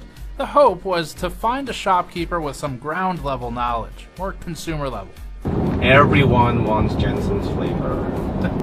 Do you still frequently go to the market? Not as often as before. Yeah. Right. So, mostly because I've mostly switched to using server components, right? And you can't get these components in these markets. Our cluster is pretty much exclusively Epic, which is rare when we start building out 5 years ago. 5 years ago, there's probably still a lot of Intel. Right. Everyone is still buying Intel, and we started buying AMD. So right now in our cluster, we have the last generation Genoa CPUs, and I think we have 256 core across 2 CPUs. My guess is these GPUs are probably smuggled in from from Southeast Asia. In that case, unless those countries try to enforce the ban. But I feel like most of them probably wouldn't really care. You know, it's not their ban. So. Right, it's not their ban, and why cross the Chinese?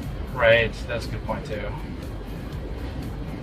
Yeah, I guess they've got 2 choices, right? Right, which is why Biden piss off America or piss off China. Right, well, that's why Biden had this idea where the Biden administration had this idea where you're gonna have to separate the world into different zones, and some zones are trusted and some are not. Right, but then this scraped it, right? So now it's back to, I guess. Back to one by one. Yeah, back to one by one, right? And I haven't heard anything about the countries having to prove themselves to be trustworthy anymore.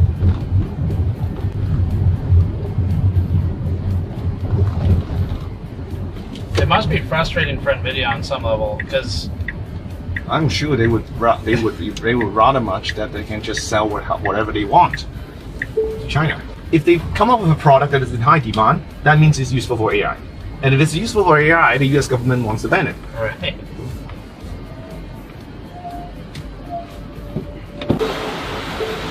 Do you think the export controls are having their desired effect? Like for the US? Yeah, well, yes, in terms of stopping China from building a comparable GPU cluster to US. Right. So it's really just about what you keep coming back to, which is if you want to buy thousands of them, it does make it a lot harder. Because I guess ideally, if you want to buy 10,000 GPUs, you probably buy it straight from NVIDIA if you can. Yeah. Not even that many. Even if you're buying, like, say, 400. Okay. Right? Let's say a Superport. Right. Then the NVIDIA is likely going to be directly involved. I do wonder, it seems like if you make it hard enough to get US products, eventually you would think China would just dump its own resources into helping like a domestic, So, well, China is already doing that. Okay. Yes, Chinese companies trying very hard to come up with a competitive GPU. All right. So where are we going? What's this place called? This is a shopping mall called Dragon Center. Watch your belongings. I did lock all the doors, right? But that's just me. I mean, okay. I asked him if it's safe to leave it in the car, and the first time we say it, he is watch your belongings from the police. I mean, they're priceless too. I mean, be transparent. Oh, this one. It's a parallel import. Parallel import. Where is it? 平衡进口. Oh. Parallel import. What does that mean? That means not imported by an official distributor. So like kind of what it practically means is smuggling. Smuggling. Yeah. Right. So what are their prices? So the cheapest one. Cheapest one it says is a silk one. That's a big price difference. Yeah. Almost 2x. But the ROG ones are always expensive. Yeah, but it's not worth that much, you know? Like the price difference, I mean. I guess when the supply is one. Sure. Yeah. One that someone maybe brought in from another country, I guess. That's interesting too, like if they have to account for cost of like plane tickets and stuff. So that Astral is $5,223 US. So it's the cost of like almost two 5090s at home for us. Is it even in stock? The cheapest one is, I think it's about 3,000. 24, so yeah, 3,057 USD. And that's not like, that's pretty close to the average price. In the US, the average price is 3,050 right now. It's actually like the same. I see they have the 5080, I guess, is still okay. It's not banned, right? So. Yeah, but I think it's, if I remember correctly, the 5090D wasn't that expensive. So it's probably the price has gone up. Right. Yeah, because I mean it's like more expensive than the cheapest 5090. Yeah. Interesting. It's possible that it still comes with warranty. Like these ones probably have no warranty at all. But no, I mean 3 years Hong Kong warranty. I think what that means is that the store promised that they're going to help you. Right. But I think these ones, the 5090D, they were imported back when it's legal. Right. So they still, I think they actually have official warranty. That's actually, yeah, that's a good point. I wonder if you bought one when it was legal, if you still get support. Yeah, I think that's the case. Yeah. At least that's the case with our data center GPUs. Okay, that makes sense. Oh, there's the D. The D is banned now. Yes. They can come up with DD or what? DV2. Yeah. I think the price has gone up. In like now that it's going to be banned. Yeah, it's interesting. You can buy a 5090 FE here. Yeah. I mean, but it's supposed to be banned, right? Yes. But you can just buy it retail in a store. As I said, it's not illegal to buy them. Right. But I guess what's surprising me is how easy it is to buy them. With the right price. 36,000 HKD. That's pretty expensive. That sounds expensive. That's like 4,000, over 4,000 US dollars. 4,600 US. Right. Wow. See? Yeah, but you can get it there. So I guess the main impact then of the ban is the price goes up. Right. Yeah. Any idea how they get their 5090s? Same way you do? Same way how the high-end GPUs get moved in. Okay. Although I think for these ones, there's a chance that it's actually directly moved in from other countries. You think one by one, I guess? One by one? I think so. I've heard that some students would do that. Okay. Like, buy one from Best Buy. Right. Move it back. Right? To a third country? No, just straight back to... straight back, okay. Straight back. Right? I mean, if it's with a premium like that... Do you happen to know, I mean, that premium's great. They can double their money. Right. Is there, do you happen to know, is there any law against bringing it in for personal use? In Hong Kong, no. I mean, like, from the U.S. Like, if customs stops you, but I guess they would have to find it in your bag, so they'd have to search your bags. It's pretty unlikely, yeah. And you're relying on the customs officers knowing that this particular model. Good point, yeah. That is a good point. And then carrying. Like, if it, yeah. Okay. I really don't think that's going to happen. Right. I guess that's how they get in one by one then. Probably 550s per button in China. What's that? We only get a 5090D stock. So the 1590, the Founders Edition, maybe not in stock. Yeah, we directly order from other countries. What's the most popular card? 90. No D. Always come from Australia. And the second one is Taiwan. Oh, so the 90 normally comes from Australia and Taiwan. Yeah. Can you buy bulk, a lot of them at once, or is it just one at a time? Very tricky is that almost you can order from mainland China. Yeah, you can buy a lot. Oh, mainland? For 90? Yeah. Okay. Recently we got the ad from Facebook that are selling in Mongkok. They will provide lots of 90 only. Okay. Is it expensive? Very interesting. 90 only, sometimes cheaper than 90D. Okay, wow. Do you guys ever sell like RTX 6000? Or is it too... Because RTX 6000 we got ADA edition. ADA, Yeah, ADA edition.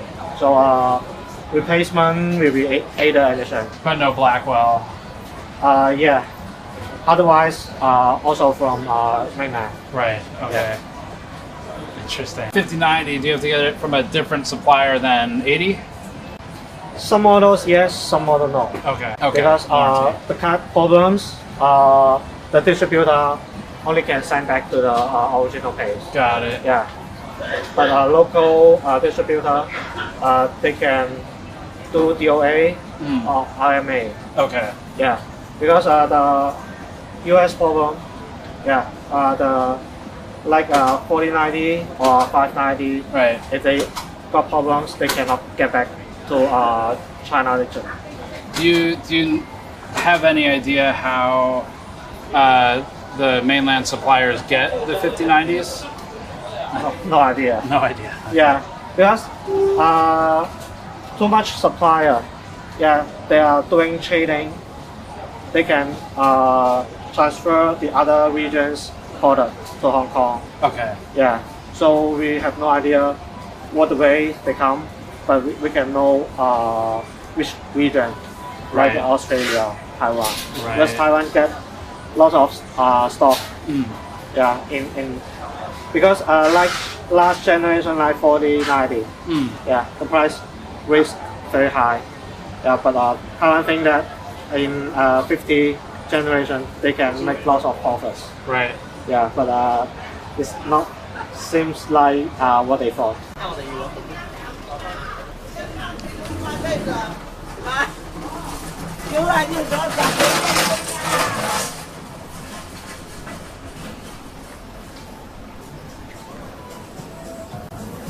It is still funny to me, just like the how much it flies in the face of U.S. export control that you can just walk around in a public-facing mall and buy a 5090. Now, given that it is very expensive, but it's not like you just can't buy it anymore. So I guess if you really need it, you can get it. And I really don't think locals think much about buying the GPU, these GPUs other than price, right? It's expensive, but the fact that there's an export ban, I don't think crossed the mind. They don't really consider it. Yeah. With that, we wrapped our first full tour of Hong Kong. The city was impressive and filled with character and culture and GPUs, apparently, because one of our next stops sent a message the night we were planning to hitch a ferry to Shekou Port in Shenzhen. He told me they had just received a batch of GPUs to their Hong Kong warehouse and that they were en route to their Shenzhen facility and that we could buy a GPU as soon as tomorrow, as long as we wired him money immediately. That seems like the responsible thing to do, and because it's fully above board as a buyer, and because he also texted me a photo of an RTX Pro 6000, which was very intriguing since it's Blackwell, we decided the best way to learn about buying export-controlled GPUs in China would be to just do it. So far, all the contacts we spoke with were aware that some form of factory repurposing, theft from the line, QC reject repurposing, repair, and actual by-hand smuggling are involved. But none of them knew for sure how the GPUs actually move. To get closer to the source of the movement, we decided to wire those funds and get an address. You there? Steven. Yes. Is this Steven? Yeah, how's it going? Oh my god. Alright, you ready? I'll help you here. Yeah, so I've got $3,289 going out. Perfect. Yeah, that'll be from the GN account, and then it's going to and their bank, and then account number is Swift, I guess is what you need probably. Okay, good to know. I will get this done for you. Perfect. Okay, thank you. All right, have fun. Be safe. Thanks. See ya. Bye. We'll see if the money's gone in 2 days. So that'll be our next adventure. We packed the hotel, said goodbye to the famous Hong Kong junk boat, potentially said goodbye to $3,000, and boarded a ferry to Shilko Port. But we're going to take a quick detour in the story here because we have a source who says he has more information on how GPUs get into China. So before checking with our GPU middlemen and our fence, we're first going to meet up with someone else.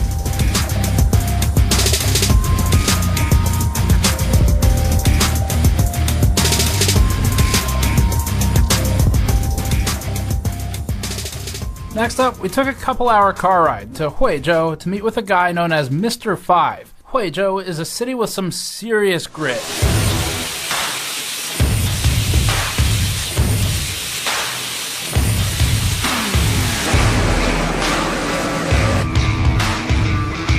The city has grown to take some of Shenzhen's factory industry as it's been pushed out over the years with Shenzhen's expansion and as it's turned into more of a metropolis. This is a complete 180 from the finance hub that we were just in. We've spent a good amount of time at Huizhou over the last decade, mostly visiting case, painting, tempered glass, bending, and tooling factories, alongside those for heat sinks, like for video cards.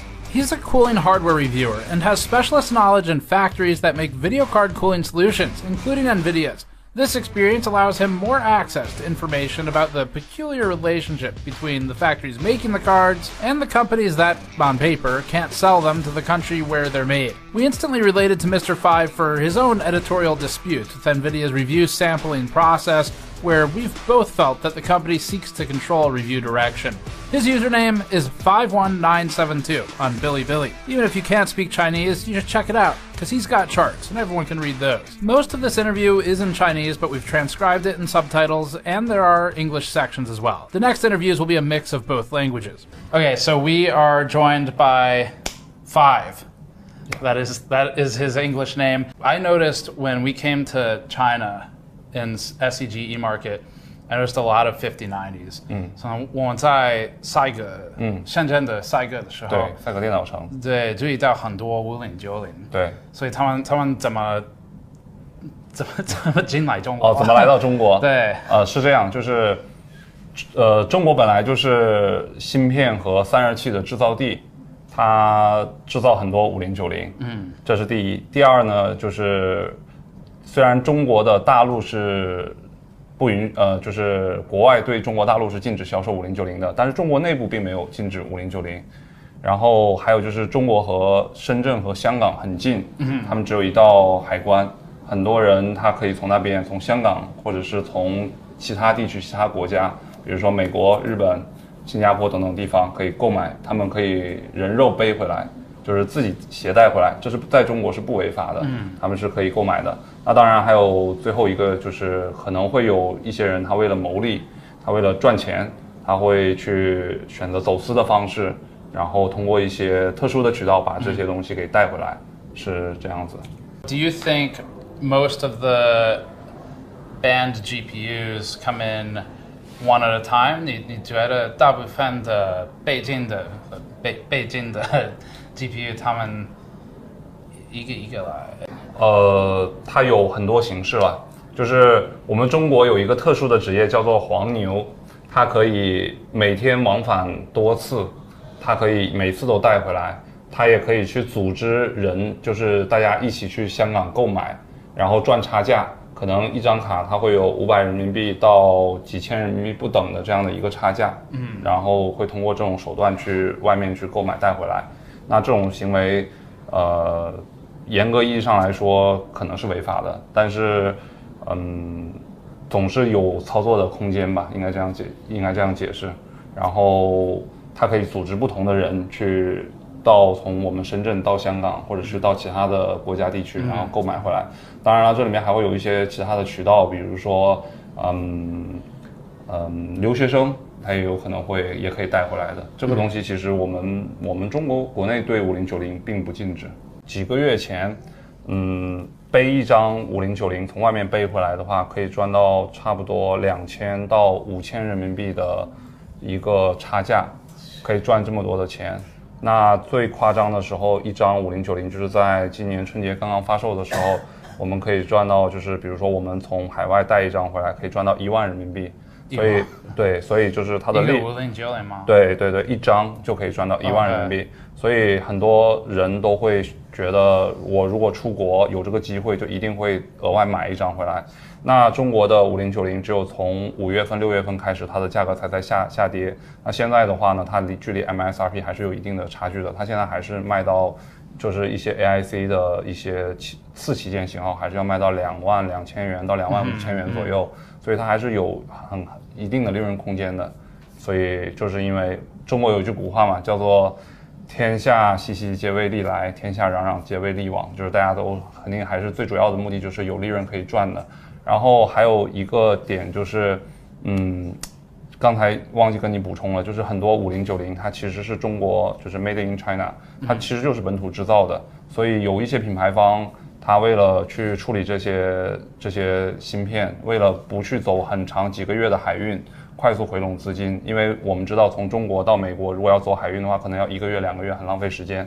但是它如果在中国本土销售的话，本土消化的话，它会很快就可以被这里就可以转化掉，就可以卖掉，所以它没有资金压力，它就会选择在中国就地就解决了。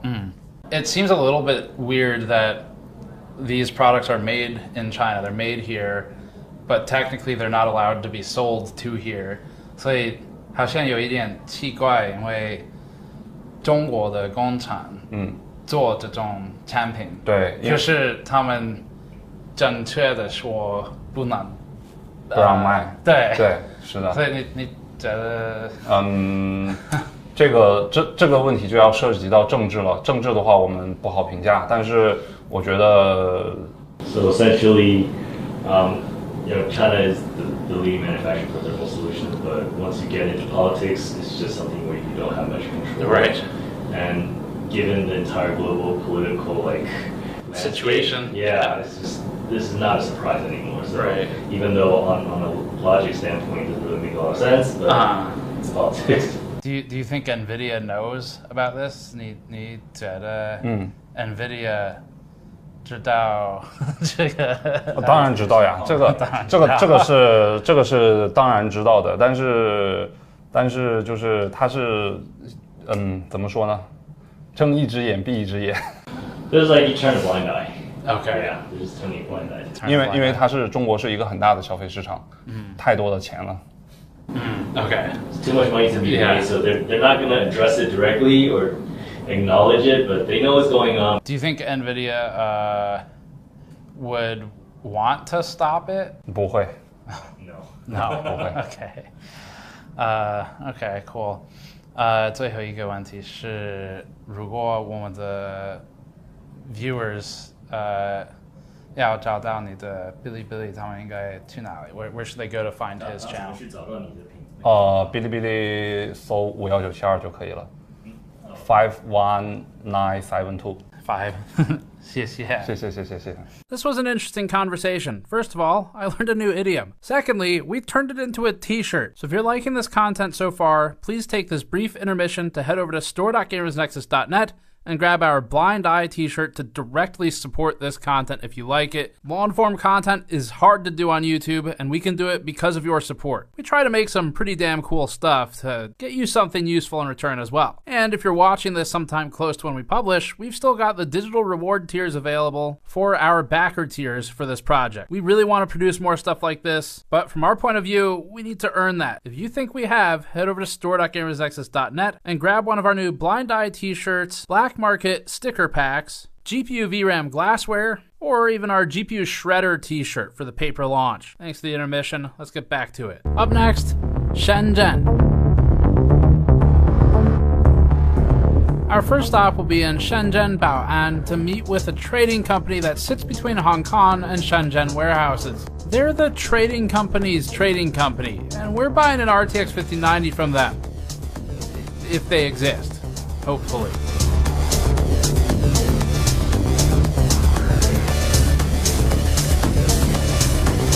Shenzhen was a fishing village just 40 years ago. Now, it's one of the most technologically advanced cities on Earth, and it's grown unbelievably fast. Shenzhen got growth from pushing farming and fishing out and bringing factories in. Now, it's even starting to push some of the factories into the outskirts. Shenzhen has some extreme cyberpunk vibes with its mix of technology and surveillance. It has packed tech markets in Huaqiangbei, including some of the weirdest computer parts we've ever seen in our prior visits. There are entire buildings dedicated only to small phone repair shops with their own kiosks. Another building dedicated to a mix of computer hardware, gaming, and miscellaneous components.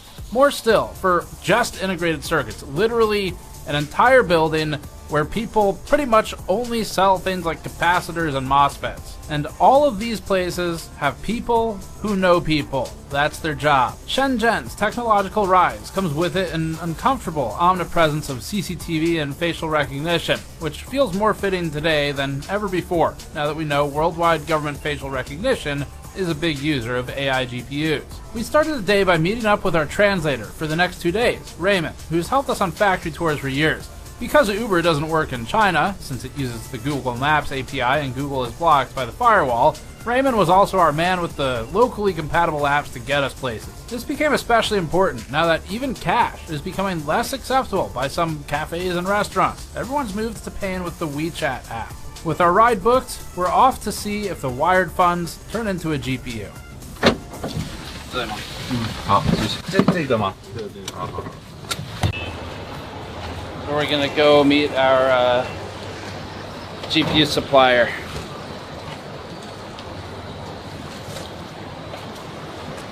These guys seemed to understand that we're media and we wanted to film, but we weren't 100% sure. So we walked in with the cameras off, and once we established that, we proceeded. Like, would one of them want to talk with me about just buying and selling GPUs? Or Yeah, 可以，就是 can't show their face. Oh, okay. Yeah. And our company name. Oh, okay.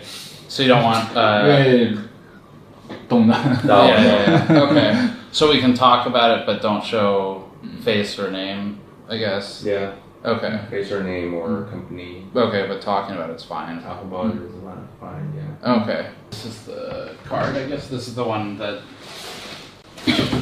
Yes. That I bought? Okay. Can we record this? Yes, yes. Okay, yes. let's do that. 是新的吗? Yes. Cool.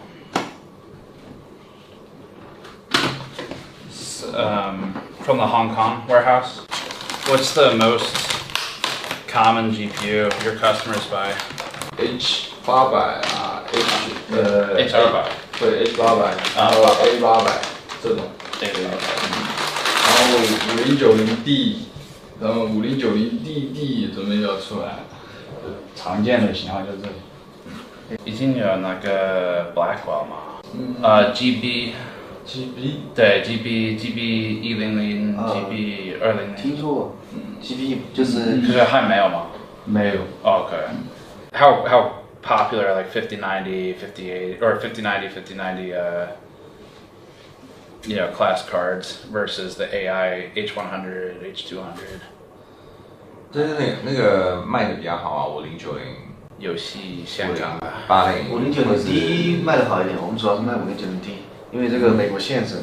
这其实老实讲，5090很少出的，很少出。对。I heard the 5090D is like NVIDIA stopped making it. 听说他们的5090 DV2 对吧？对，然后要再有点奇怪，要5090D 也不供了，以前是供给我们5090D 嘛，对，现在也准备不供了，然后说要再继续阉割一下，变成5090DD， 对，Double D， 我们也觉得很奇怪。You sent me the RTX 6000 6000的，可是在这里还没有对吧？在香港。对，在香港。OK， 那是你第一个 RTX 6000的吗？不是，那个是在香港的这个总代手上，就没在我们的库房。Okay, they have it in the Steam. You basically buy the GPUs from a distributor. You mean the agent? Yeah.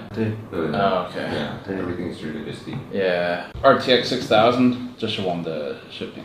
96 GB, right? Yeah, 96. Yeah. What's the price in your country? 大概一样，差不多。哦，差不多。Yeah. 那你们买回去需要交税不 ？Do you need to pay the tax fee for? Yeah. 加上税就是大概$9000。那还是蛮高的。 So I guess is the most common user like AI companies, robotics companies? They don't really sell to end users. It's more like training companies. 都是贸易商。对，所以我本身就非常好奇，我说，哎，为什么？你们是贸易商吗？是怎么会美国贸易商过来买这个东西 They don't usually get this type of inquiry, like single. Yeah, single. Purchase. We had talked about GPUs for like 40 minutes at this point. I guess they got bored and they started asking us questions, but we'll just include it because it's kind of a fun culture exchange. 你们是从美国哪个地方哪个州过来？听说过北卡州吗？啊，北卡罗纳。知道。北卡没听过。北卡有个大学。Michael Jordan 对，打篮球的。对，北卡是在东部。对，东部。对。你的中文为什么这么好？因为我喜欢学中文。Does anyone buy AMD AI GPUs or AMD like go high end? 很少 ，AMD 其实老实说 ，AMD 的显卡都很少有 MI 用。二手的以前有出过，但是新的高端的很少。因为没有 CUDA 嘛。对，没有客户喜欢 CUDA 知道吗 ？CUDA C-U-D-A 对，因为 AMD 没有，所以对 Intel 的更少。它有那个新的 B60 Pro 新的我们都没听说过，没有人要的吗？但它性能怎么样？它两个核心性能怎么样？它的 performance 看情况。周末卖过去了吗？没有那个限制，没有限制，没有。There's no restriction. Correct. Yeah. 没有北京的。但是我没用过。They said that NVIDIA sells them to distributors, I guess, and then they get distributed into here. Okay. Do you think NVIDIA knows about people buying and selling the banned GPUs in China? Like, are they aware of that? Do they try to stop it? 对，就是他是这样，可能就像睁一只眼闭一只眼，他知道是有卖，但是他明面上他会讲不要买。They know, but they're like, yeah, you guys can sell it, but we don't want to know about it. Yeah, we don't want to. Like 睁一只眼闭一只眼。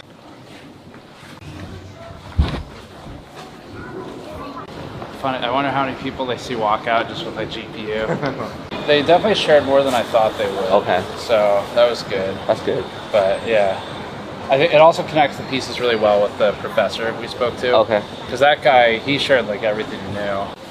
Yeah, I guess now we probably could just go basically back to Huaqiangbei is a little bit north of that. So our next stop is 10 minutes away from the hotel. Okay. It's a pretty far ride back. The next one is even more unknown. If they'll talk to us. Because you didn't buy anything from them. I didn't buy anything. And I didn't offer either. And I explained the whole situation. Just replied to every single message with okay. except for the address. He said, I'm not sure what to talk about, but I can try. Okay. Which is like maybe a good sign. I don't know. I'm not sure. Hard to judge, right? Until you see him. Yeah. So, we'll try that. I guess we can keep the camera out in the car, and then we'll just probably DD back. You wanna try it? Yeah, I'll try it. We're not 100% sure where we're going, but we'll get there. So I think our biggest takeaway is these GPUs are banned for sale into China, and I just walked into an office and bought one. So the efficacy of the ban is maybe questionable. This still tracks with what Dr. Vinci was telling us, which is that it appears to be the difficulty comes from buying lots and lots of them. But even the people we just bought this from, they're like, yeah, I mean, if you want more, just ask and we'll figure it out. So the whole concept of this is a thing you cannot own or purchase in China, it really just doesn't appear to be as strictly true or simple as we might otherwise think from the surface of an export control or a ban. You'd think you just can't get it. That's not the case. You can get it, and it's not even that much more expensive than what I would have paid in the US. In fact, their RTX 6000 Pros are the same price, actually cheaper after taxes in the US if you buy it here, and that's also export controlled. So that's our that was our adventure getting a GPU. Move on to the next one. The most important thing we learned here was where to go next. Just like the ants moving the GPUs piece by piece, we'll have to collect our information piece by piece. Recapping the parts of the hour-long conversation more efficiently and in one language, the company said that some cards have become more difficult to get, but they can still get them. And more expensive or not, it is the reason that their job exists. The fact that they texted me a photo of the brand new, at the time, RTX 6000 Pro Blackwell card, the very same one that we just bought for $8,500 in the US and that was hard to get at home, shows that this company and their distributor are resourceful. Their price is $8,600 US, which is actually cheaper when factoring in US taxes and shipping. So the ban isn't stopping them, and the 6000 Pro is a serious AI card with 96 gigabytes of memory. It's banned, and it is definitely in demand as well. This company isn't used to a single GPU sale like ours today. It mostly transacts with other trading companies in high volume. They interface with a Hong Kong distributor to bring the cards into Shenzhen, moving it across one more border, another ant in the chain. That meant they could connect us with their distributor, which would be familiar, we were told, with where we could find smugglers to talk to. But this company itself neither knew many smugglers directly, nor knew many end users, and that's okay, because each link in this chain will get us one ant closer to the information we need. So we took note of their information on the distributor and the smuggling side to use when we got back home. Seemed like a conversation to not start until after US Customs, and then they helped point us toward our next stop. Up next, Huaqiangbei.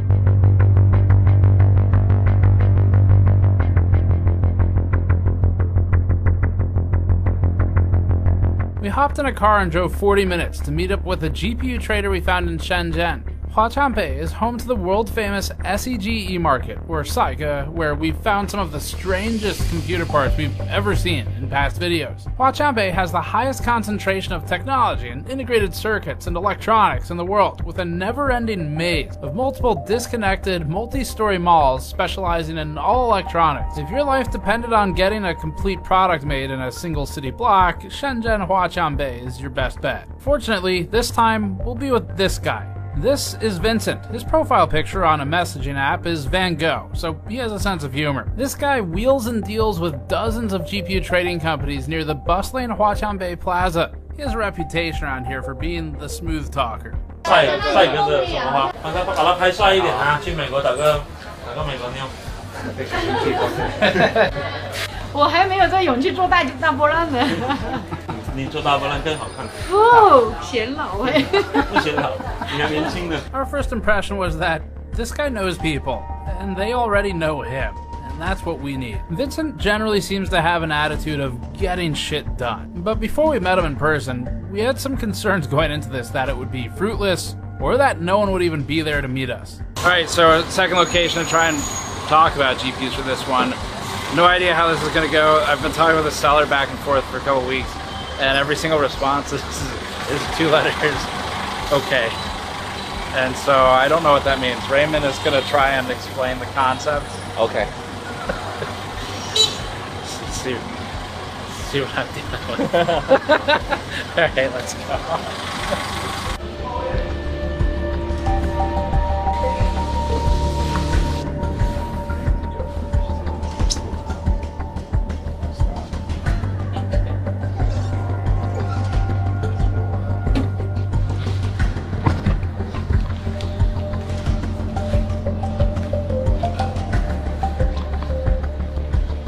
It looks like the right place is like a lot of tech companies. Yeah.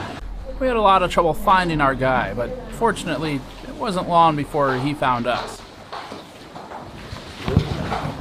你好，你现在直接下来，往2-3分钟就过来了。先上。She had 210. Yeah. 哎，你好。你好。你叫什么？陈乐 ，Vincent。Vincent。OK。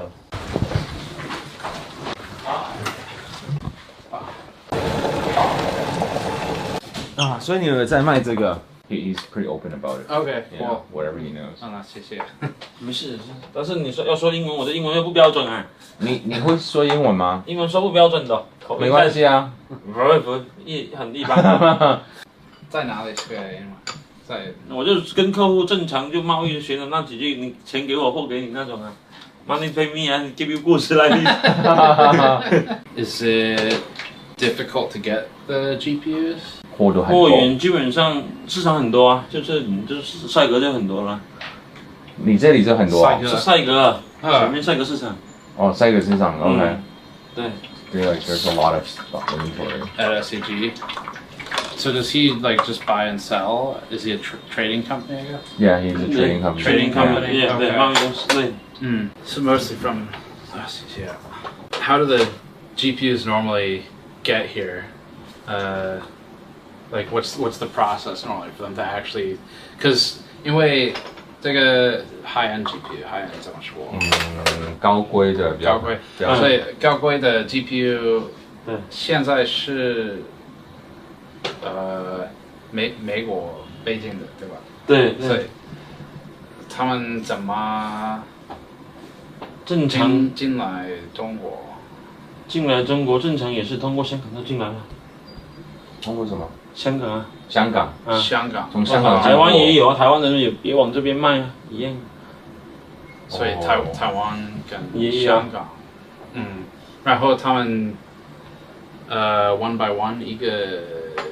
他是怎么进来？一个一个这样子，还是一个柜，还是一箱呢？一个啊，一个一个。啊，就是你买一个，你顺便像你这样在香港买，然后带回来也行啊。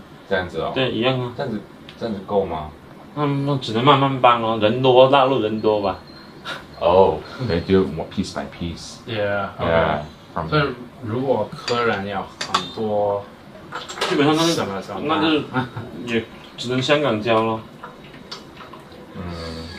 From Hong Kong. Yeah. Is there any consequence for bringing them in? 就看你什么显卡了。如果是它那种静止的，是不是？是。静止的上基本上国内也没有，这个你只能去通过国外去买，国外的渠道去买。但是说国内的基本上就5090啊这些通用的这些就有嘛。这些就工厂啊，他们都自己出货，那正常在销售的东西就是存在的。而且你说那些高端的什么服务器啊那一类，那你只能去国外买。OK。这国内也没有。Does China carry or does Hong Kong carry?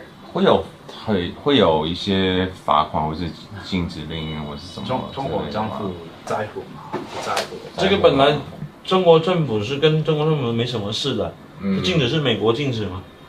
是英伟达他们不能再往这边销售而已啊。So like in China, it's not like a real restriction, right? It's more from the U.S. side. Right. Yeah. So 5090是有禁止吗？是有禁止还是没有？我都忘记了。是禁止的。禁止，但是市场上确实是有啊。But yeah, everything he says you can buy from the shops. 等一下，你也可以去帅哥拍一下，就有帅哥就有啊。各自就是每个人个人的渠道我们就不知道，但正常我们可能就从香港买一点啊，比较近嘛，就这样。Yeah, like he doesn't exactly know where, but like Hong Kong is like the most closest and most common. Yeah, it's easiest to bring it in. What's the normal like order amount? Like how many cards does a company normally buy? 平均买的卡通常是买几张？正常像我们就很小啊，我们可能1-2张而已。1-2张。1 or 2 single units. 最常要的是哪个 ？Like 比如说 A。没有，我们这边可能畅销的可能就4090，稍微还可以，其他的就像5090太贵了，没人要。拿到货，所有的都是北京的。这些基本上4090就是比较常见的嘛，像 B100、200这些都没见过的。就是没有H20啊这些都看不到，没见过的。正常就是4090、5090这种就正常，就是这种游戏卡就基本上能看到。就其实它可能就是A100的那个减版，就是有些功能被它减了嘛。是。就是像我们汽车一样，本身你那个就说本田一样，在美国就怕卖3.5升，到中国就卖2升嘛。这个道理。排量那个，它这种东西的话是政策问题，所以我们做生意的也没办法去讨论这个政策问题，是吧？他们怎么那些什么原因呢？我们也不清楚，那只能说，对于我们来说就简单，那市场贸易就是有货有什么货可以卖我们就卖什么，不能卖我们也没货。这是你自己的公司吗？对。OK。所以你多久做哪种工作？你做这个工作多久？做这个工作就10来年了吧？听得懂我的不好中文吗？没事，10来年了吧？18年。10多年。10多年。10多年。OK。你应该就是好喝。它简单，北卡我知道，好像是北卡有个大学很出名，出很多球星是吧？是啊，你看篮球。Michael Jordan。北卡好像。Does he need to make any trips to SEG to buy stuff that we could potentially go with him for? You know what I mean? Like if he has any need to go to Saigo to buy stuff, would he be interested in us following him to accompany him? Yeah. If you could find a soft way to present that, I guess. 可以啊，可以啊，你go with them. 我们带你市场逛逛，这个很简单。Oh, okay. Okay, I guess if we see like some of his favorite spots or spots he thinks are the most interesting. Yeah. Yeah. Okay, cool. Yeah, that would be cool.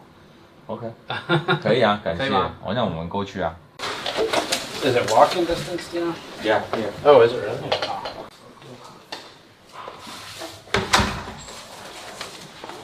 对自媒体，我们也是有兴趣，只是说不懂这一类，正好接触一下就。有兴趣是你自己想的？我自己有，那就是好奇那种玩的那种。因为自媒体它这种。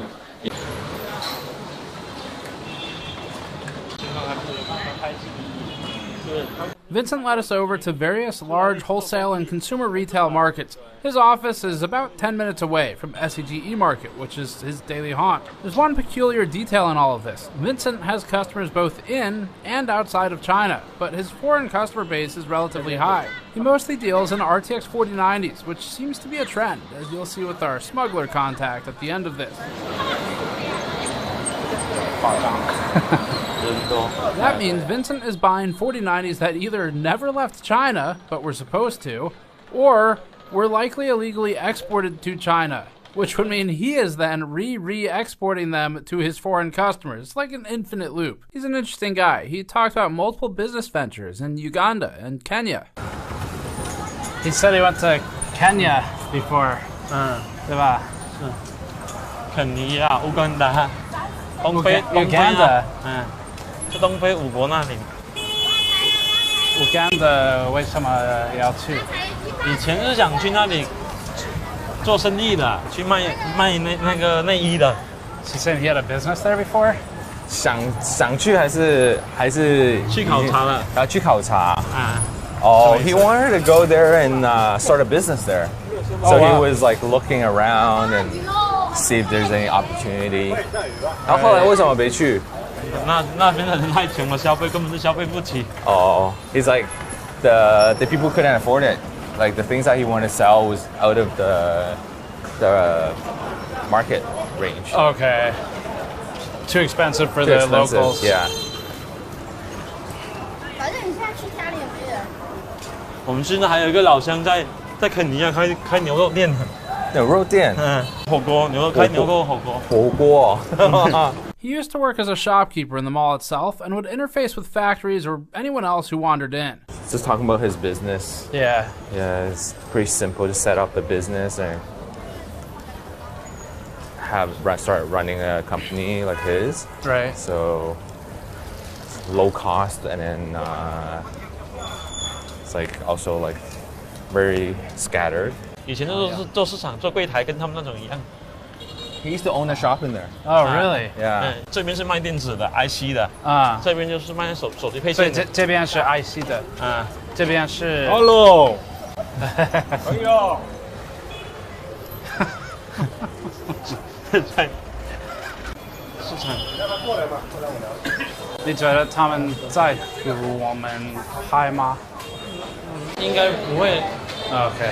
不可以拍是吧 ？OK。那就不拍，就是让他不拍就好。OK。关过去就好，不拍。OK， 好。那关掉。You can put it down to the side. Did they let you do it last time? We snuck around them Oh, last really? time. Yeah, we looked for them, then we went around them. Oh, wow.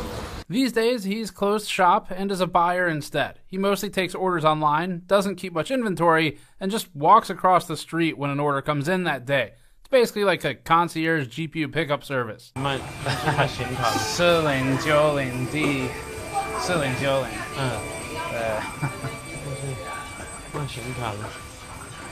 所以你有客人想要这种 GPU 的时候，你来这里对买的吗？对啊，他们给你特色的价格吗？都差不多市场价。OK。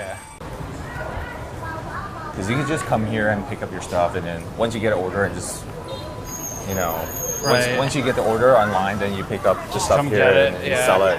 So he doesn't have to actually put down any of his own money to keep stock. Okay.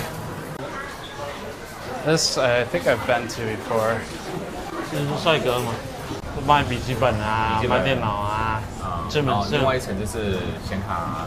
Guard, camera down. 所以你在这里有最喜欢的商店吗？我们就以前矿机的商店基本上都矿机 BT miner BTC miner BTC miner. Okay. Mining. Vincent did what we soon learned he does best, which is connect us with people. He brought us to a friend of his who sells Bitcoin mining hardware and GPUs. 他们这种是做自媒体的，不是现在跟他们搞试试看的，他们那老外玩自媒体怎么玩。你好。英文讲那么好？没有啊。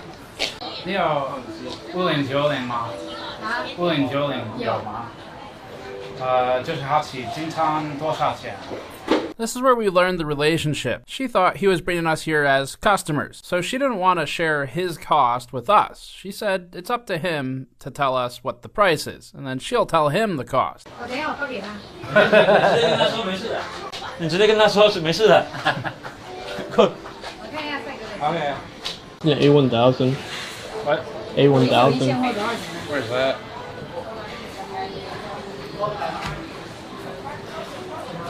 Right here. Hello，微星19800。19800。微星的。19,800. That's not bad, honestly. Like that's pretty close to U.S. pricing. 2,600. The average price for a 5090 right now in the U.S. is $3,054. It's actually like cheaper than average. But that's what the other guy was saying, right? Like the prices is like so similar. 谢谢。所以跟老外搞一下自媒体，看能不能宣传一下，帮你宣传一下，把美女拍漂亮一点。国外的是吗？啊，拍漂亮一点。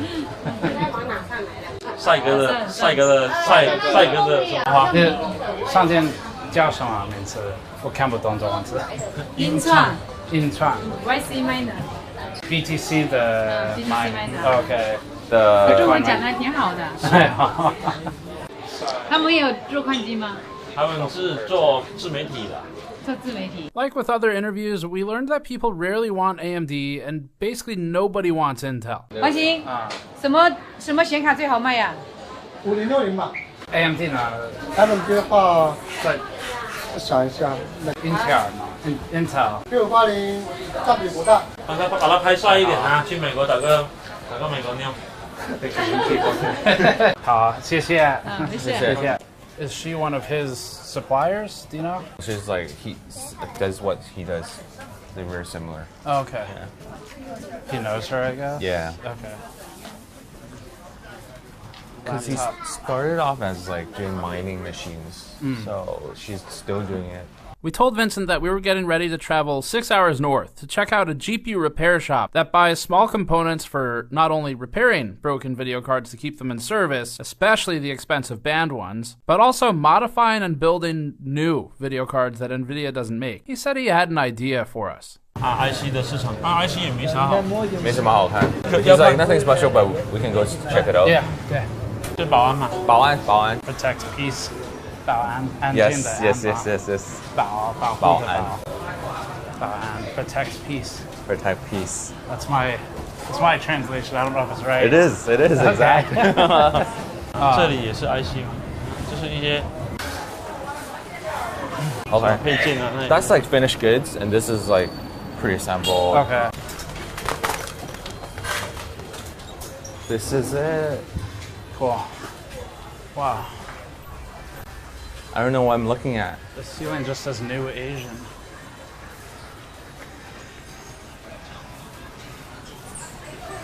I don't think I've ever been in here before. This is cool. Yeah? Yeah.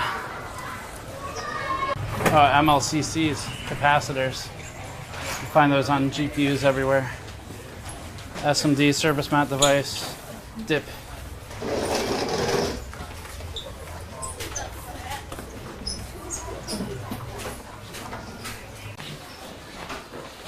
Wow.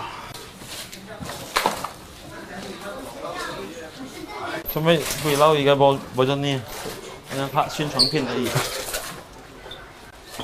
是做没事的。你是他的客人吗？我堂弟。你好，你在这里卖什么？做这个IC吗？哎，IC 哪种？大部分都有。OK，cool。啊，你中文说的这么好。哎呀，谢谢。在这里工作多久了？在这里？对，在这里有10多年了。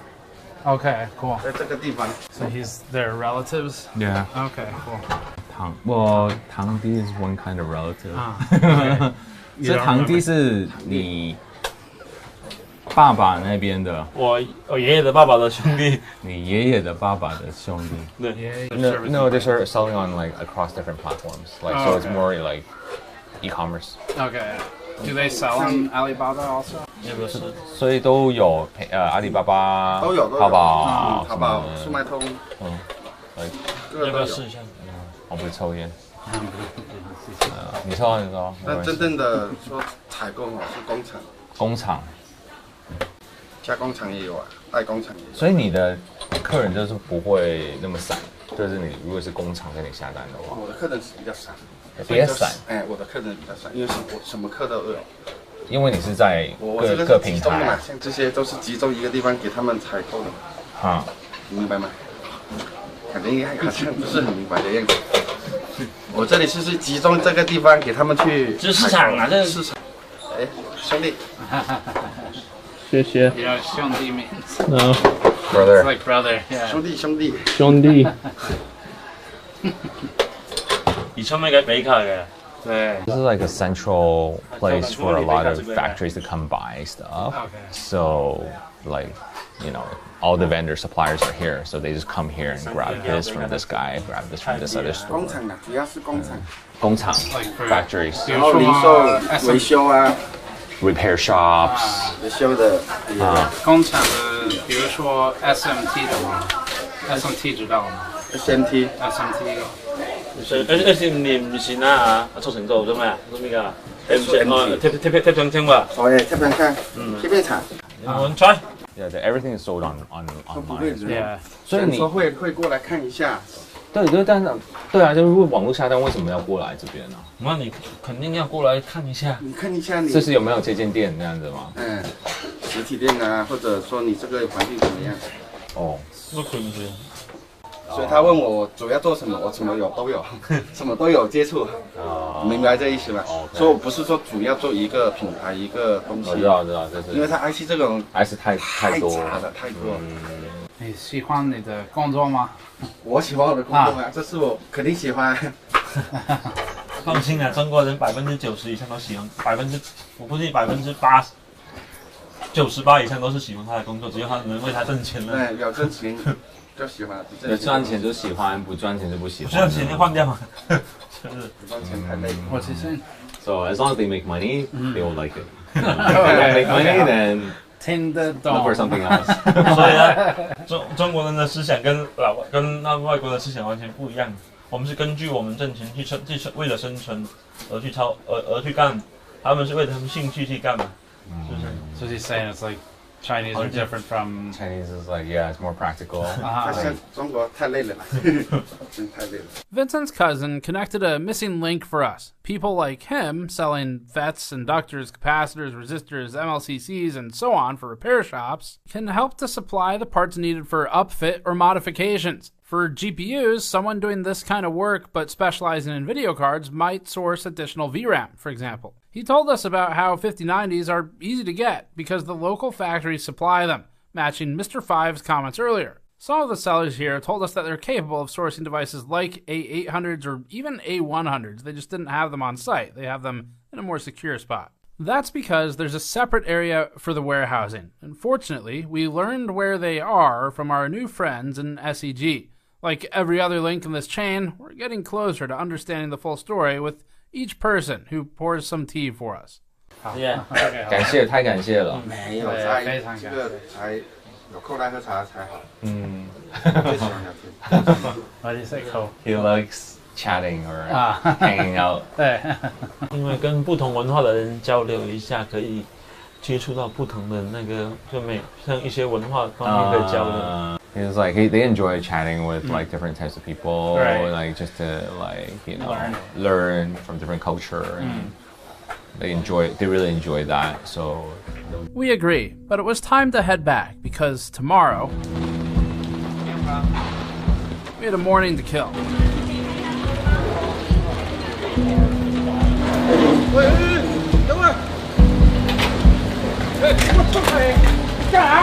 We wanted to find those warehouses to figure out how many GPUs there are. This seems like the right area. You can like breathe hot air on it and it'll help equalize it.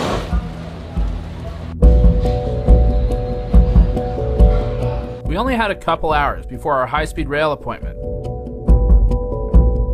SEG's guards have never been particularly friendly towards filming to begin with, but ultimately, they're not police. The worst that happens is we get asked to leave. Besides, there weren't any signs saying we couldn't be there. I mean, I can't read Chinese, but I assume there weren't.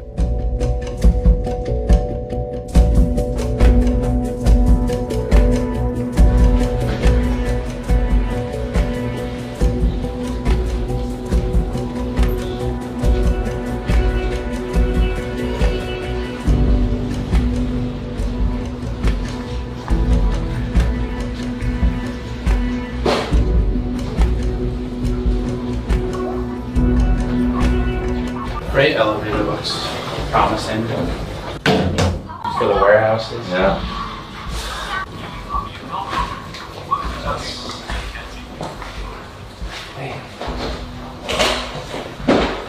Final cool. Distributor.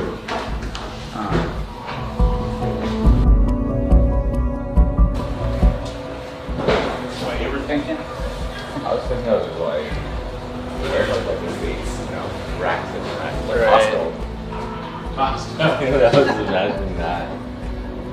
I think we got our GPUs to the left and these cartons. If they don't have it, they come here and they buy it from these warehouses which are on the upper floors in the building. They just have a carton. There's like probably a dozen tall and about the same deep cartons where each one should have 5 or 6 cards in it.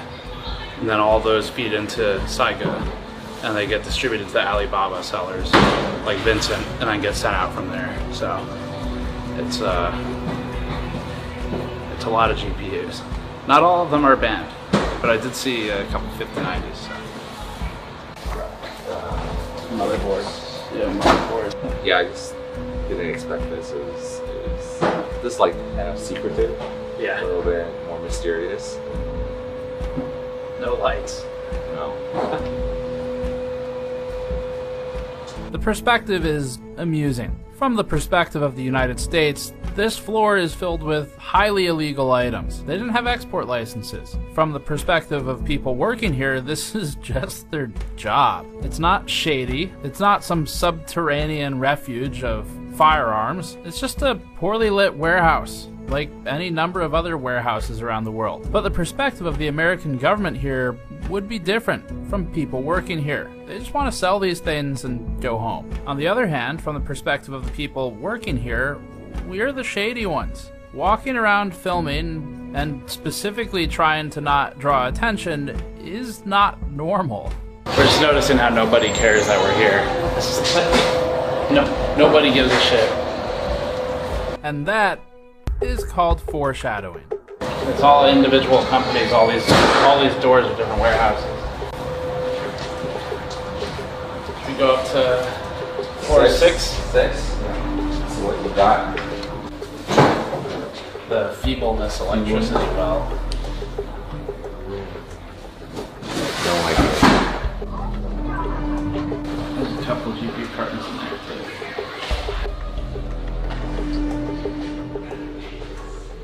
It was around here that we were asked to stop recording, so we didn't capture what they said, but it was "Ganshama, what are you doing?" Raymond smooth talked our way out of it. We gave our buhauises, and we called it the successful shoot. What did they say?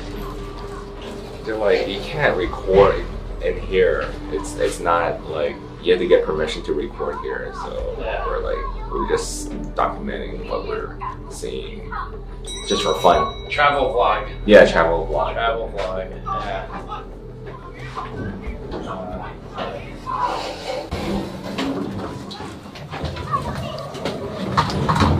Yeah. 对。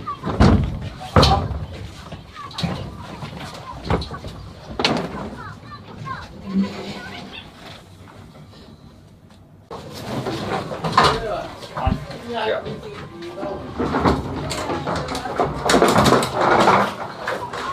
Raymond, we got kicked out. Yes, we did. You did your best to smooth talk them. Yeah, we just told them that we're just documenting the vlog and walking around. Yeah, they didn't really care. Like, they just kind of want to make sure that, you know, nothing crazy was going on.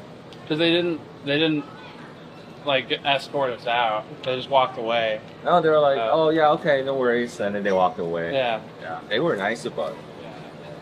They knew we weren't really doing anything. We've learned a lot about the GPUs, and now we're back out into Shenzhen outside of Saiga Market, a couple other places. So next up, we're going to go to Zhengzhou and meet with a repair shop who builds custom 48 gigabyte GPUs. So we'll do that next. Up next, Zhengzhou.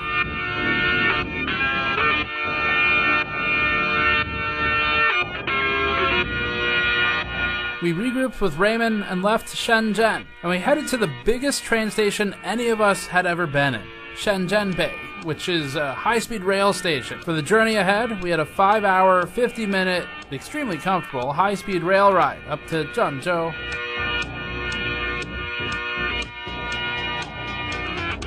The train goes several hundred kilometers per hour, which is good because we had to travel somewhere around 1,700 kilometers to get to where we were going. This ended up taking about the same time as a flight would have taken with all the airports factored in. But the reason we were doing this day trip was to visit Zhang Ge's repair shop, or Brother John's repair shop. He is famous for repair on Bilibili. His independent repair shop has some Rossmann-like vibes in some ways. He's got video cards all over the place, spare parts everywhere. He saves everything that he can salvage and then rips the good components off of the boards to reuse them for other ones. But Zhang Ge is an interesting guy in this chain because he's not directly part of the GPU black market. What he does is fix video cards. He does that for consumers and for companies. Sometimes that means people want him to modify video cards to double the VRAM, for example. That's where it starts getting into the territory that's interesting for our movie today. So we're in Zhengzhou. It's about 6 a.m., scorching hot. It's about 30 degrees Celsius already.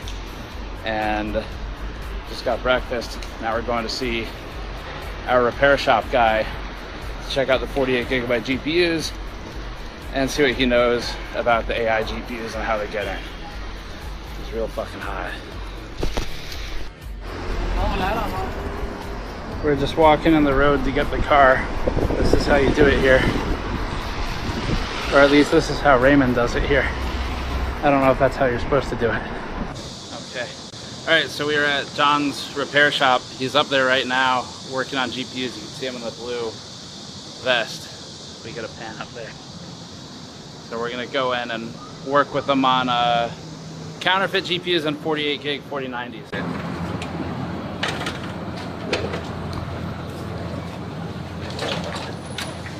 Hey, 你好。我是私立棒。你好。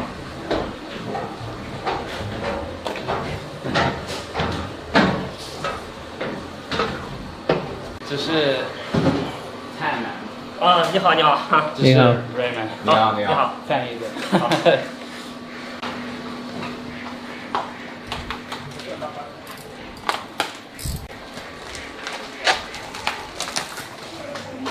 这个东西先从这里吧，好不好？好啊，可以，先这里。OK。对。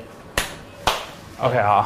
我们这边是测试的平台啊，就是说客人修好的显卡全部要在这里压力测试2天到3天左右。啊，你们一天多少显卡测试？一天我们大概最少要50张吧，50张最少。50。对对对。OK， 这么多。对，像这种4090啊，像这种5090啊，是吧？这都是在排队测试的。像这种公版的5090，它不是很常见，在我们国内可能卖的并不是很多。Need help with that? Okay, so 所以会常见，这个5090会常见吗？很常见，但是坏的并不是很多。FE 的嘛。FE。对，坏的并不是很多。Okay, so there's in a way there's some 5090s, but then because there's not that many, then there's not that many to repair. Okay, got it. Cool. 像这里下面这都是要测试的显卡，就是我们修好以后的。所以大部分的都是 NVIDIA 的吗？NVIDIA 吗？大部分是，但是有 AMD 的还有。OK。都有，一般都是69、68、79， OK， 还有6700，对，旧的显卡。OK。对，都是已经大部分都过保了嘛。啊，so the older cards. Yeah, just like past warranty AMD cards. Yeah. Intel 吗？Intel 的显卡是吧？Intel 的显卡的。Intel 显卡没有啊。没有。OK。本来就少，所以说你无法维修。Okay, so even if there's not many like the Intel cards, and then if they want to repair it, they're unable to repair because they don't have the information or the experience in dealing with that. Okay, so there's not really any info for the Intel ones. Not any okay. Info, yeah. Nice. These are all finished, repaired, ready to go. Yeah. So they have all this here, and they're gonna weigh it, wow, and then have everything packed and ready to go. Cool. Are most of the cards that come in local to Zhengzhou, or are they from like all over China? 从不同城市会寄过来，然后对，全国各地。全国各地。对对对。他们怎么知道你啊？他怎么认识你来，然后寄过来？我是做互联网的嘛，做互联网的，平常像你们一样拍一些视频，他们通过视频了解到的。然后是透过视频了解的。对对对。Okay, yeah, through like his channel. Through Billy, I guess. Cool, very cool. 这边的都是维修台，我们的师傅 OK 进行维修。像这里电脑都准备好，测试修好的显卡。然后 This is cool. This is a schematic, I guess. 对对，有可能只坏一个电阻，可能耗你几天的时间。Oh, really? Yeah, if it's like short circuit or it's like missing circuit. Are these? It takes them a while. Is it hard to find the schematics, the drawings, I guess you'd say, but. Oh, yeah, for okay. older models, like for the newest ones, and it's usually takes a while to. CE2. Is that what it is? Yeah, schematic. Okay. Do they ever do GPU swap? 比如说 GPU 坏的，拆掉，对，可以再找个好的装上去，在另外一个卡放的，可以的，听得到吗？ Okay. 比这个简单多了，这个。Really? That's the easy part. Oh, really? Okay. It's a lot easier than doing this. Okay, so this is actually one of their main fixes. Swapping the GPU. GPU. Cool. That's what happens Okay, cool. after a long time usage. Ah. Right, like so that's one Yeah. of the things that they have to Very cool. face. We spent another 2 hours touring Zhangge's shop. It's pretty amazing. We actually have a full separate video that we're gonna put together and publish. It's gonna take me forever to translate it. And we'll do that because we hit our stretch goals on the fundraiser for this movie, where we said we'll post a full separate breakout video just of his shop because it's so damn cool. But the real reason we're here for this specific topic today is to see how these cards are modified. Because if there's an export ban on GPUs going to China, then it becomes critical for China to be more self-sufficient on keeping those GPUs that they do manage to get in service. Most of the repairs are more typical things you'd expect of soldering. There's board heaters, soldering irons, surface mount components gathered from suppliers nearby, similar to the one that we saw in Shenzhen, and a lot of test stations. But one thing that's unique to China, and especially to this shop, is the ability to take an existing model video card and completely modify the SKU into something that NVIDIA doesn't even make. NVIDIA is intentionally restrictive with how much RAM it puts on cards. Part of that is to upsell people to more expensive model. Actually, that's pretty much all of it. That's basically why they do it. But at shops like this one, they double the VRAM on some of the cards that come through. It's a fully custom SKU. So we wanted to see if he had one lying around that he could show us, and he did one better than that. 你在这里有48 GB 的4090吗？我们可以现做。 They can make one right now. Okay. 对，我们可以现做的。Okay. Did you want me to make one? If he feels like it, if it's not too inconvenient. 所以真的可以现做吗？可以啊。可以啊。4090 48G 的，就是从24G 就是转变成48G 的过程。 我可以展示给你们。He could do the from 24 to 48 gig. That'd be cool to see. Right now. Yeah. Yeah. 很简单的。可以啊，可以啊。可以吧？可以，感谢。来前进。 So I think we're gonna make a 48 gigabyte 4090 right now. I think that's what's happening.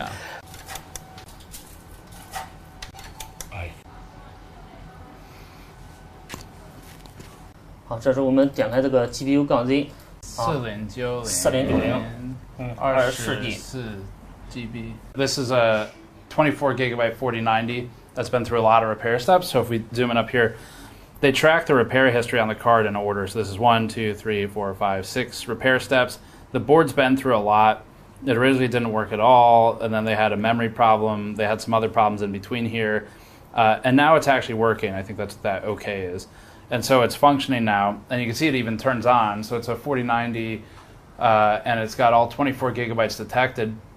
But because this board has been through so much, how you call it, like trauma or something from repairs, it's going to be better to harvest the expensive components and put them on a new board, so they don't have to worry about if it's just going to fail again in the future from something else. So I think the next step is maybe going to be to put the extra memory on it to go to 48 gigabytes. So.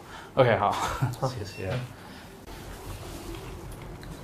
我简单给它跑一下测试。Okay. It's gonna run a quick test. Yeah, for Mark. 440瓦。对对。已经到了450瓦。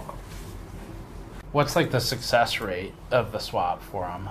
那你换掉的时候，那个几率高吗？就是那个成功率。 成功率能占到99%。哦 ，OK， 哇。对，但是就怕那个1%。Okay, yeah, there's still like a 1% chance. That's really good though. I mean, yeah, that's impressive. 好，这时候我关掉吧。Cool. 关掉以后，咱们就把它拆掉。你所有这些的维修自己学的吗？自己？对，自学的。哦 ，cool, OK。无论有没有修好的显卡，都要找这个东西装起来。OK。 Protect it. 这个是因为防止有静电。哦，对。对，防止有静电。To protect from static. 对。Oh, ESD. Okay. So it's protecting it from static electricity with the cover on the PCIe slot. And now we're gonna go into the lab. So this is the repair lab with stacks upon stacks of GPUs. They test about 50 a day here. Because NVIDIA doesn't make a 48 gig 4090, the repair shop has to source its own PCB. It needs something that has enough pads for all the memory modules they're adding to it. They work with a third-party supplier that builds a PCB, uses an SMT line to place all the VRM components, and has the extra wiring, circuitry, and pads to support 48 gigabytes of memory. That's what you're looking at here. It's a custom board just for this. Cool. 这个就是18G 的 PCB。这拿着这个就拆一下了。 So I think they're going to disassemble it now. They're just showing us the PCB. It's made custom. He said you just buy it from shops. They all have it, and he was saying they're very common here. So first is disassembly. Just going to take apart the old card. So what did he say? Sometimes people buy like 10 or 20 at a time or something? He gets a 10 or 20 orders at a time. And then that was like numbers or model. Yeah, for AI. Yeah. Running like running models or whatever they're doing. Does NVIDIA care? Does he think NVIDIA cares that people? Because this isn't an official SKU. Right. Not that he should do. He has no reason to care. But yeah. 那个原厂啊 ，NVIDIA 他们啊，就是他但是也不会说，哎，你们不要这样子啊。应该不会吧？应该不会。应该不会。They can't do anything anyway. And it's aftermarket. Yeah. It's kind of like sweeping up your car. Right. Sometimes NVIDIA blocks stuff. Okay. Like they'll do something in the firmware, the BIOS, to specifically try and like block a modification. How long does this step normally take? 这个常常需要大概多久了？5分钟。对，5分钟就可以做了。比较快。So you're going to heat it up right now to 260 degrees Celsius. This is really similar to what we saw with EVGA. And just blasting the GPU with heat. Takes about 5 minutes, and then he'll be able to pull the steaming GPU off. Alright, so now he's pulling the GPU. It's going to happen really fast. He puts it on just a metal stand.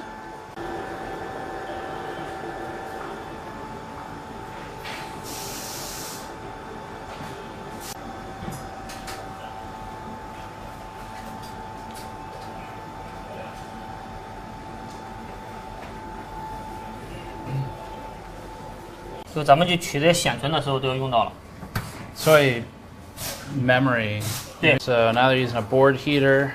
You can see that there's a temperature reading on the front, currently at 133 Celsius. It's going to heat the board, and then he's going to use the hot air station, which is up and right underneath a benchtop power supply. So that hot air station will be used to heat pinpointed memory modules and remove them without risking damage to other components on the board. And so this is what Louis Rossmann was talking about in our video about tariffs previously, the thing he sells, similar. So they keep the original memory modules, so he's going to pull these and keep them. And then they also have new modules they bought, sounds like just from Taobao basically, it's a retailer here. And they're going to add those to the board, so they can double the memory capacity.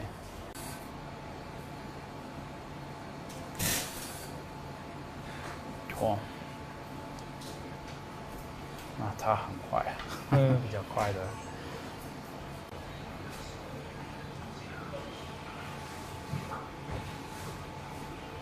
Wow. So the board heater's at 320 degrees, and the hot air station's at 396 degrees Celsius. 好了，这第一道工序就完成了。完成。接下来我们就把这显存核心给重做一下，放新的球。This part is done. Okay. So right now they have this template for the solder balls. So this guy is currently, he's cleaning it, looks like with mostly rubbing alcohol. That's a cool dispenser. So he's wipes it down. He's going to pour solder balls into the template, and then use that to position it on top of the memory modules. They do 8 at a time, and that'll allow them to bake the new solder balls onto the memory modules, which they can then attach to the PCB. So you can see it's actually sized for the memory modules. Looks like now he's already applied flux, and he's just wetting the solder balls.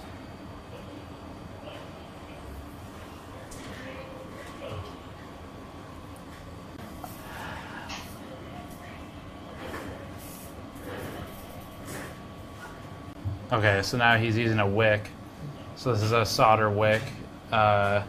It's just a piece of copper that basically pulls off the excess solder, so he's running that over the surface.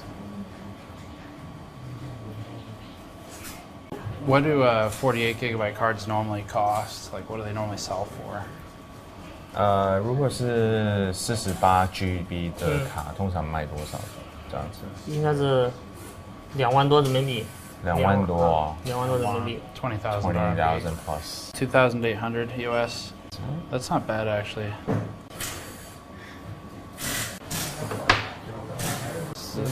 直球，对吧？ The soldering ball. Yeah. 刚刚那个叫什么？那个什么球？这是气球。气球。气球。对，它这个其实也叫漏网，就把它球漏到刚才咱们拖的那个上面。Okay. So it's kind of like what we call it. It's kind of have everything kind of filtered through. Right. 现在还是有一点温度吗？还是后面才加？后面在加热，你看他们没有？ Okay. 后面还没有通电呢。Okay. So they're going to add the heat now, right? That's what he said. 现在这个就是加热了。对，这个加热。是要多少温度？温度是多少？温度的话，一般调个100多度，不能太高。Okay. 对。Oh, okay. Because he needs to do another one, right? Yeah, he's going to do another one. Okay. Because he could only do 8 at a time. Based on his okay. tool. Yeah.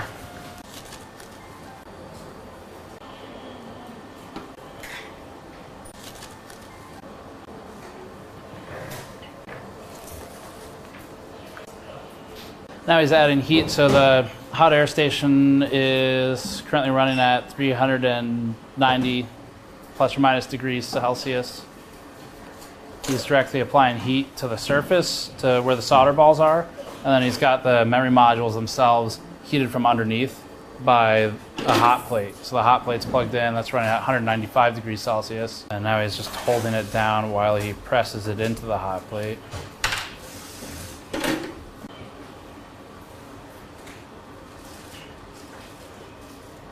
Is it hard to get like 4090s or 5090s for him? 4090跟5090，你取得这些卡好不好取得？好不好买？我这边是修，没买过。没有买过。对，我都给人家修的，就人家已经买过了，发到我这来修。So just customers bring it, he doesn't have to buy it. He doesn't actually buy it. Okay. He just repair. Got it.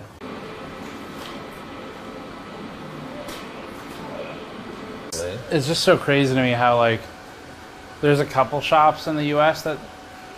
that can do repairs, but they don't really do like this level of repair. But I don't know of a single shop in the U.S. that does like the memory modding.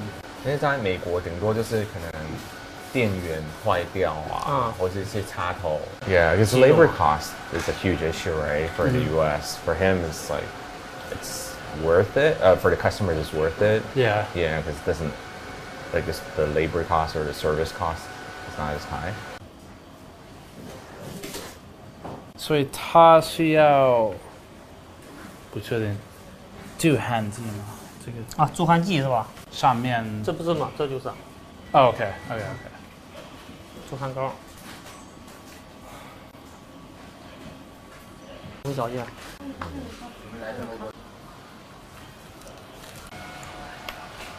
So next stage, at this point, they've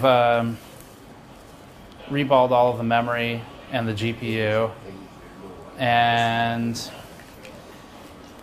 now he's cleaning the surface of it to prep it to mount to a new PCB.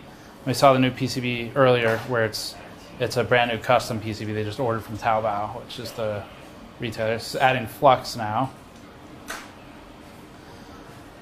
Louis Rossmann says you can never have enough flux. And so that's going to help it when he melts the solder to apply it to the board. Another custom, so there's a custom template, just like for the memory. He's going to apply that to the surface. And now he's got a tray to catch the excess. And he's going to just, yes, basically like sifting for gold or something in sand. So he's sifting it. Wipe off the extra. And then carefully remove the template while leaving them all in place. And they should be held in place by the flux. So this is a jig to hold the GPU in place. I guess the question is that to protect the GPU from the heat? 日板中间那一片那个铁的那个板子啊，是用来保护那个核心的是。对对，要不然的话，晶体都挨着那个。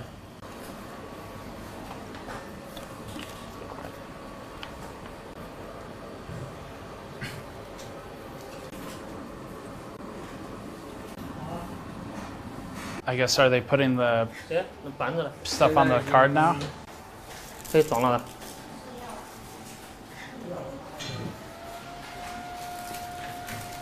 This is a new one.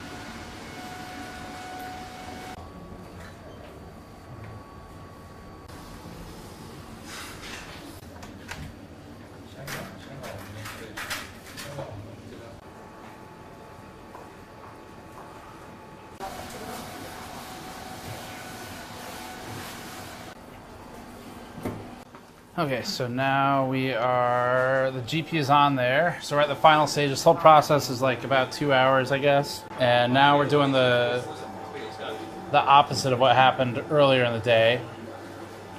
So now instead of removing the GPU, he's adding the GPU. So he's very carefully positioning the GPU to precisely align the BGA with the solder balls.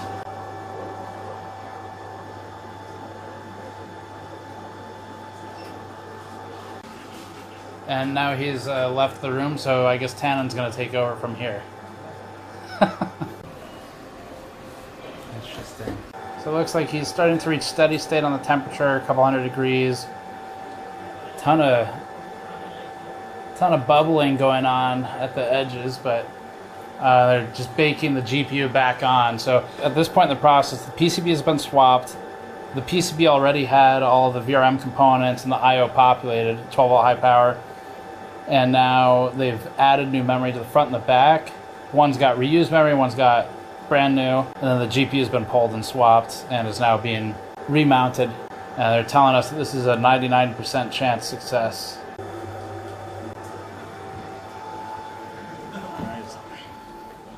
This is what Kingpin called the nervous part.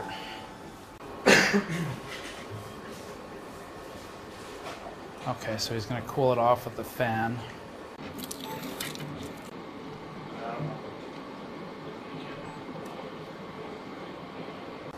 Do they reuse the same cooler that they took off the old board, or do they need a new cooler now? 新的，用新的。对，装好以后要先试一下能不能亮，不能亮还要继续修呢。OK。好。所以现在测试的吗？对对，测试看能不能成功嘛。嗯。That's the cool. Snapping moment of truth. Moment of truth, yeah. So you're just going to hold the heatsink on and see if it powers on. Cool. Okay, so now he's testing to see if it actually powers on after all that. It's got a green LED with displays up, debug up top.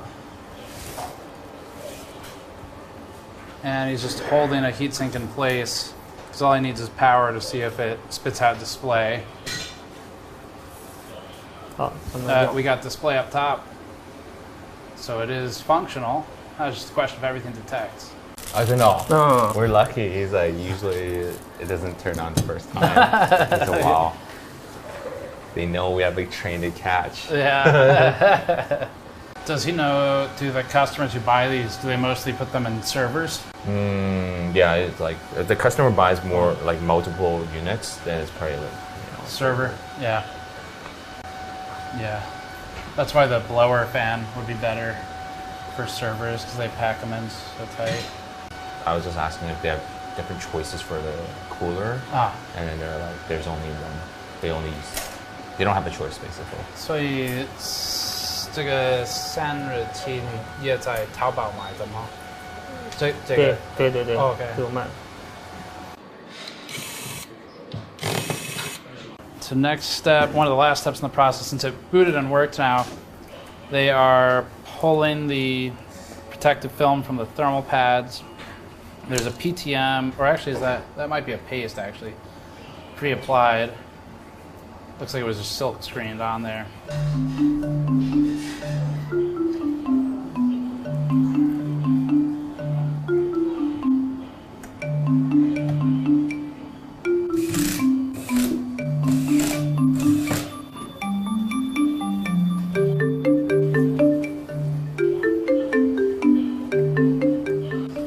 Looks like it works. So within 2 hours, start to finish, we have a working 4090 48GB. At the beginning of this process, the card was working, but it had been through so many repairs that it was very likely it'd break again at some point from something they couldn't really predict. First of all, from a waste standpoint, it's just way better to figure out a way to save that card because the PCB is kind of the least valuable thing in all of that, and is also the least precious of the resources. Being able to save the silicon that's in the memory and in the actual GPU itself, that has a lot of value, but especially has value in China, where they just don't have as much supply. Even though the supply looks pretty damn good from what we saw, it's still intentionally restricted. So purely from the perspective of the people living there, not only is this better than what NVIDIA shipped to begin with, and really not that far off in price when it was at its most scalped, it's also just a good way to kind of keep the silicon in circulation even as things like MOSFETs, capacitors, or PCBs die. The silicon tends to be pretty resilient, and it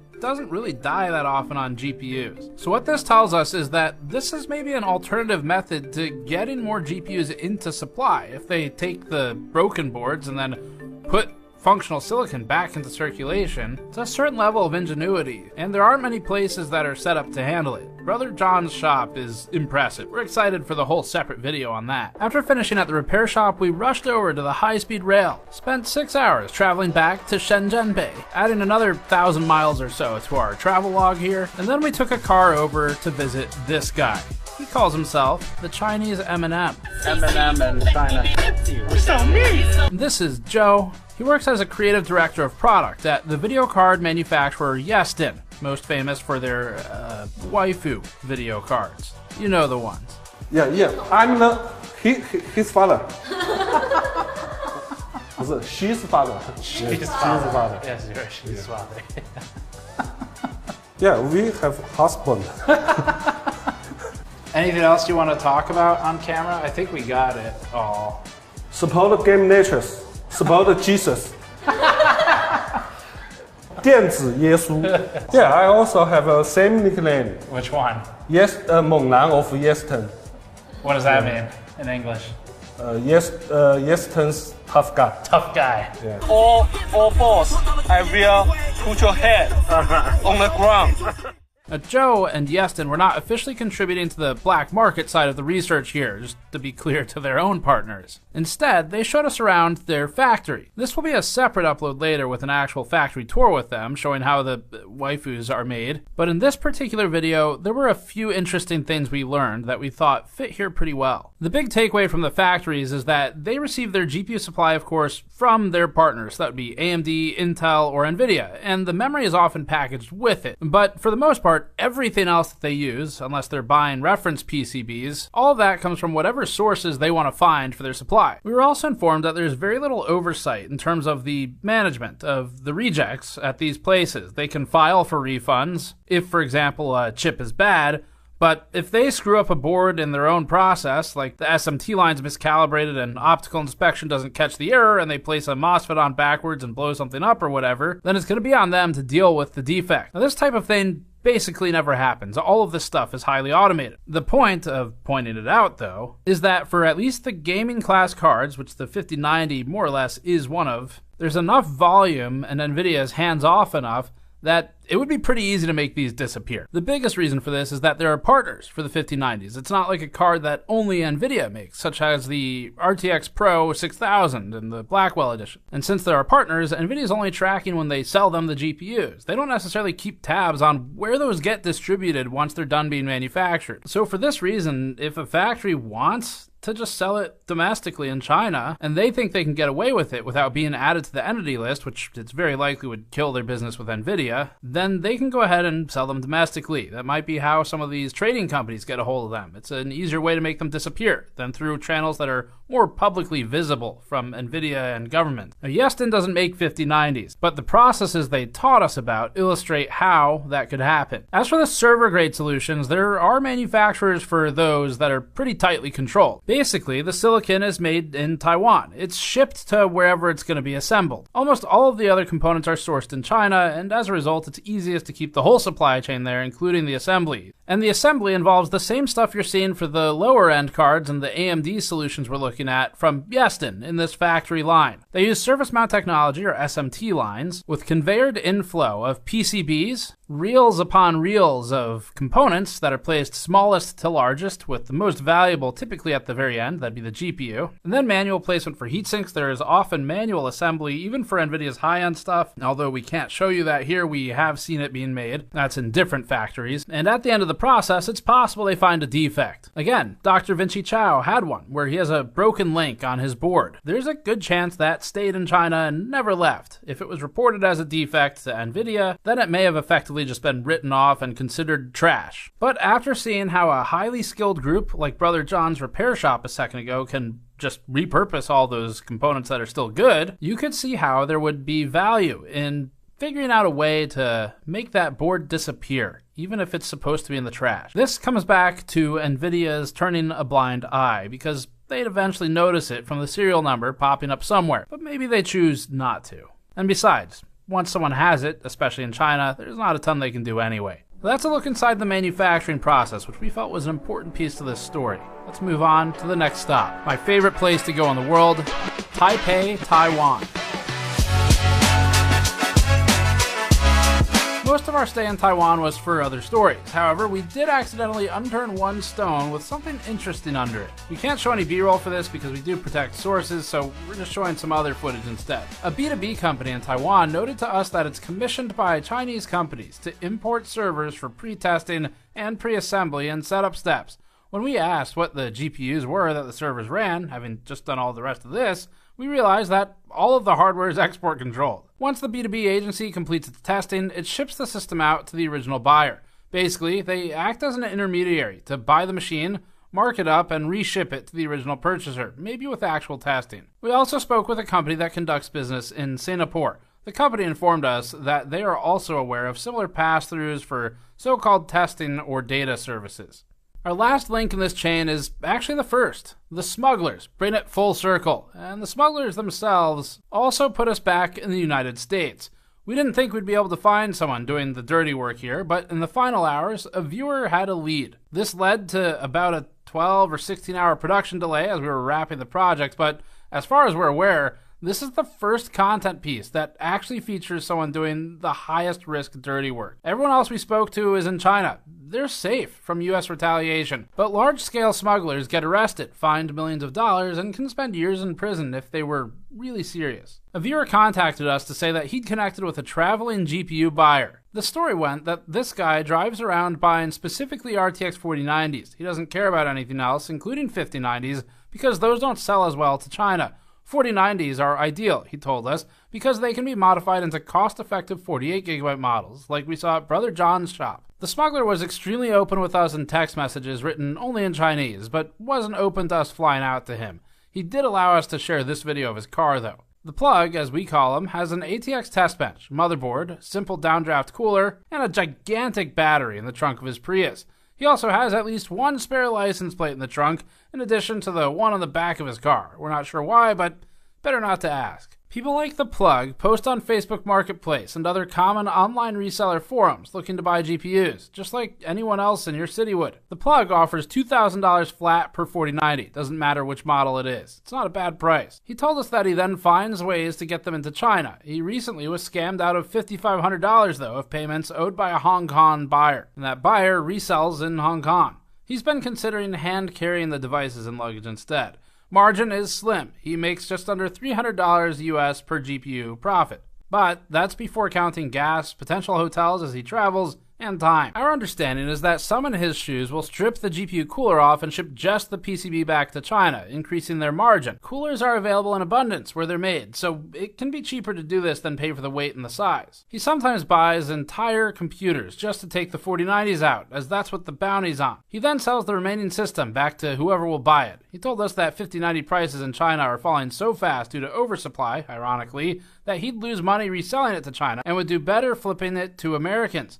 The Plug isn't rich. She seems to be doing okay, but it's not the type of wealth you might expect for taking such risk. We can't overstate, though, how important it was to get this piece of the story, as this allowed us to fully complete the chain. And a huge thanks to our anonymous viewer who set that up. Many of the sources we met in Asia during this trip told us they simply don't know how the GPUs actually get in. And now we know. People doing this on a small scale, like The Plug, are unlikely to be caught.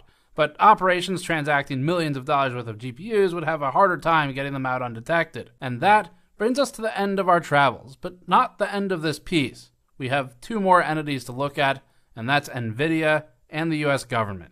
The legality is simple. This is our understanding of it. There's no restriction on purchasers, only on sellers the US has control over. Even Americans buying GPUs in China are not violating any laws. It is not restricted. So we'll start with selling. The simplest answer to who the sale of GPUs is restricted for is anybody who doesn't have a specific export license and who would be governed by US law. And NVIDIA can't just bypass it by shipping from a different country instead.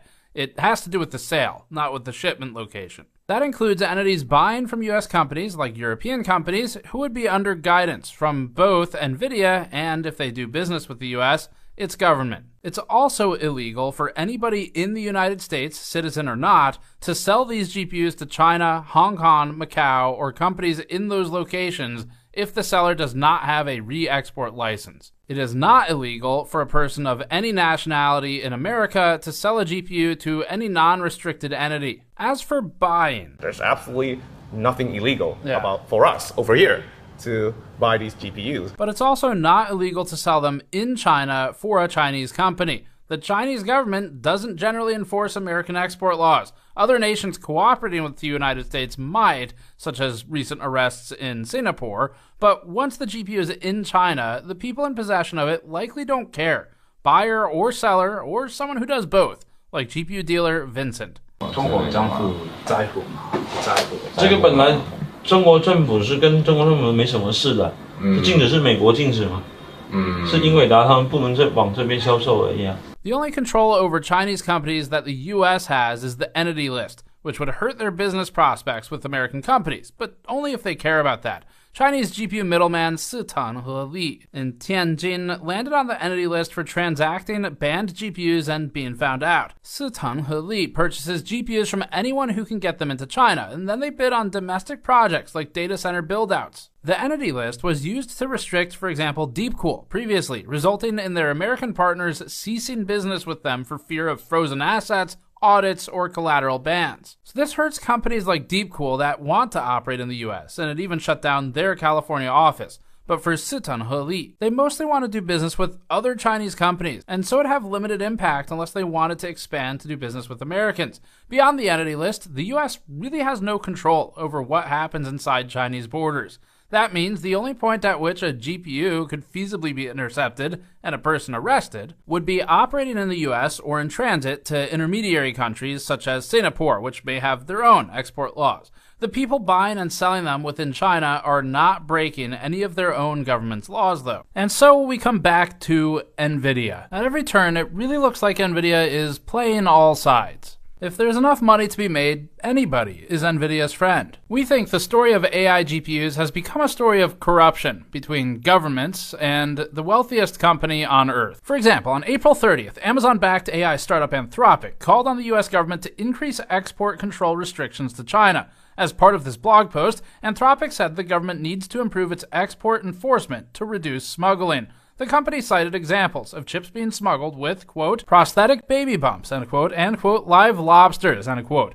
This upset NVIDIA, obviously, because NVIDIA doesn't like restrictions to making money. So NVIDIA shot back. Seemingly taking a page out of Trump's playbook, NVIDIA essentially called this fake news. Quote, American firms should focus on innovation and rise to the challenge, rather than tell tall tales that large, heavy, and sensitive electronics are somehow smuggled in, scare quotes, baby bumps, or scare quotes, alongside live lobsters, end quote. Except Anthropic isn't telling tall tales. It's right. A 2022 video that we uncovered showed a security check at Zhuhai, a port in Guangdong. It's not far from Shenzhen, wherein a woman with a prosthetic baby bump was shown to have been carrying CPUs and iPhones instead. The report made it to customs.gov.cn, stating that she arrived from Macau, a common go-between, similar to Hong Kong. This story got international attention in technical media, and we reject the possibility that NVIDIA wasn't aware of it. We found the official Chinese government posting about smuggling from Macau. Imports to most of China are taxed, and so tax evasion coupled with smuggling will increase margin on the electronics rather than sharing it with one of the two governments. If you're already breaking a US law, it seems some just go for a hat trick and increase the profits. As for the lobsters, that's real too. We unearthed this official Hong Kong customs website detailing a white van busted driving on the Zhuhai-Macau bridge, filled with 280 kilograms of undeclared live lobsters and, yes, 70 smuggled GPUs, complete with photo evidence.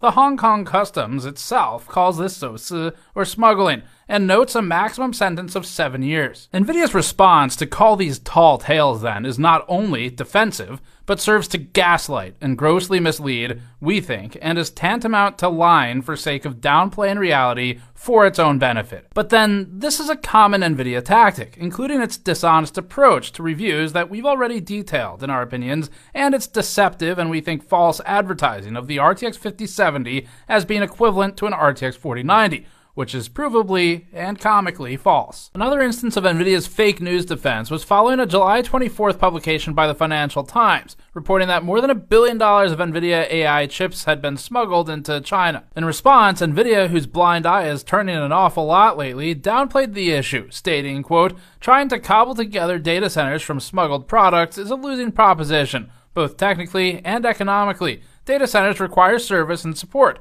which we provide only to authorized NVIDIA products, end quote. The last part sounds like something a company selling support would say, and the first part doesn't really match NVIDIA's whole the more you buy, the more you save thing. It's only a winning proposition by all of their prior years of statements. If your only option is a useless, insufficient data center or a cobbled-together sufficient data center, then a cobbled-together one is still a winning proposition by comparison. It's weird for them to pretend that this isn't worth doing. It's worth like lots of money. That same day, WhiteHouse.gov posted an article titled Why to Claim for President Trump's Visionary AI Action Plan. Near the top of the post, it highlighted a sycophantic quote from Jensen Huang, which read, quote, America's unique advantage that no country could possibly have is President Trump, end quote. And we would call that sycophantic if it's about any president. On August 5th, NVIDIA got another opportunity to talk. The U.S. Department of Justice announced that it had arrested 2 people in California for smuggling, quote, tens of millions of dollars worth of sensitive microchips used in artificial intelligence applications, end quote, to China. The court documents say the shipments included the NVIDIA H100 and the NVIDIA RTX 4090. Rather than admit smuggling exists,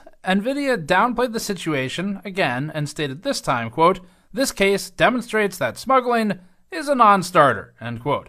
Except that anyone who made tens of millions of dollars before getting caught had a pretty good start. and so did their customers. This is a bullshit statement from NVIDIA that seemingly aims to downplay and deflect to reduce lawmaker attention on its monopoly. NVIDIA also said, quote, "We primarily sell products to well-known partners, including OEMs, who help us ensure that all sales comply with the U.S. export control rules." NVIDIA noted that, quote, "Any diverted products would have no service, support, or updates," end quote. Again, this is not fully true. Our own sources in this story noted that although something like an HGX system would be hard to service, a standalone PCIe GPU could be parted out and covered under a separate warranty, even in China. Meanwhile, the US began scrutinizing NVIDIA's technology for getting into China, whether or not the company itself was directly involved. In a bipartisan report called DeepSeek Unmasked, a government committee called DeepSeek a, quote, "threat to national security," end quote, and said DeepSeek had used NVIDIA's technology. Quote, "AI model appears to be powered by advanced chips provided by American semiconductor giant NVIDIA and reportedly utilizes tens of thousands of chips that are currently restricted from export to the People's Republic of China, or PRC. NVIDIA designed and manufactured many of these chips to create the most sophisticated possible chip while skirting U.S. export controls.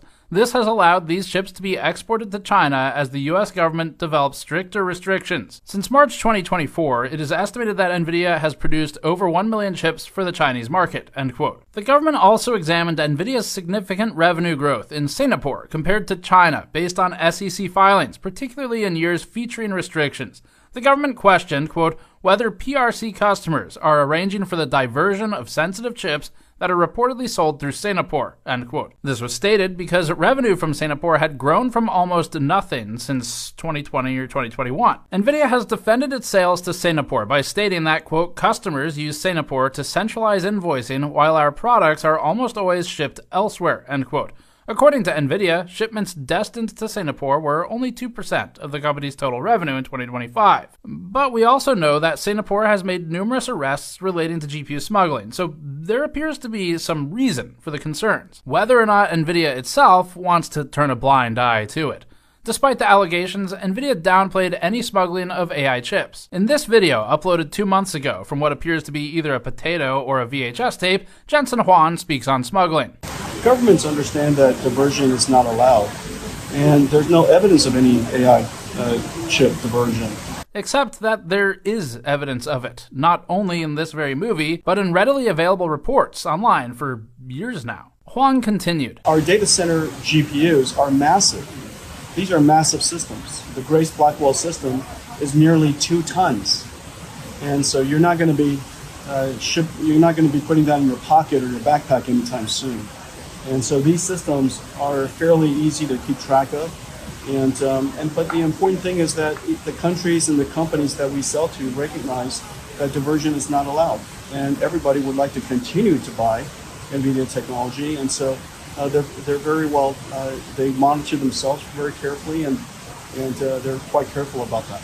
This one's interesting. He's right in that it is much harder to smuggle Grace Blackwell or Hopper HGX class systems completely. Dr. Vinci Chao's statements align with this. It's very hard to get like a full HGX system, right? But it still happens. At least one of NVIDIA's GPU and server customers in another country told us that they facilitate intermediary transmission to China and in fact showed us the server racks on site in their facilities. We weren't allowed to film them, so this footage is from Computex instead, but we saw them. A separate representative told us that document forgery through third-party countries can also disguise such transshipments. One middleman told us on camera earlier that an NVIDIA distributor gets parts into China, a downchain factory, and not the one we're showing right now, in case NVIDIA has its famed Journal of Retaliation out, told us that NVIDIA's QC rejects sometimes end up repurposed and kept in China, salvaging the GPU and the VRAM and scrapping the rest.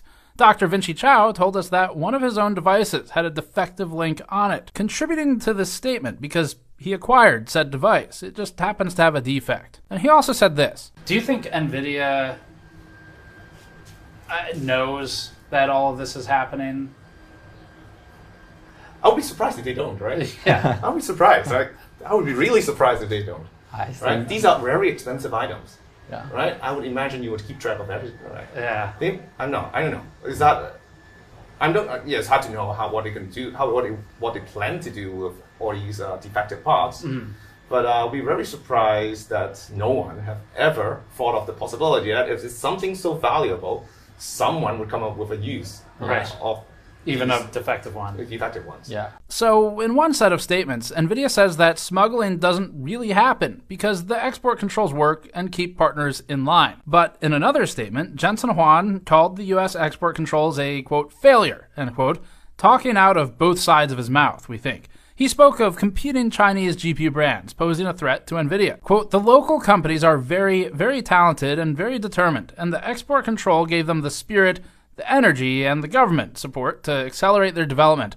I think, all in all, the export control was a failure, end quote. But the stakes and the dollar signs for NVIDIA had increased. Jensen said NVIDIA's market share in China had dropped from 95% to 50%. And in NVIDIA's May quarterly earnings before the H20 exemption and revenue share, Jensen Huang said the company's data center business in China was done. Quote, however, the $50 billion China market is effectively closed to U.S. industry. The H20 export ban ended our Hopper data center business in China, end quote. Or, as Jensen says, the China market is worth one Boeing. The Chinese market in a couple of years is probably about $50 billion. The market we've left behind is utterly gigantic.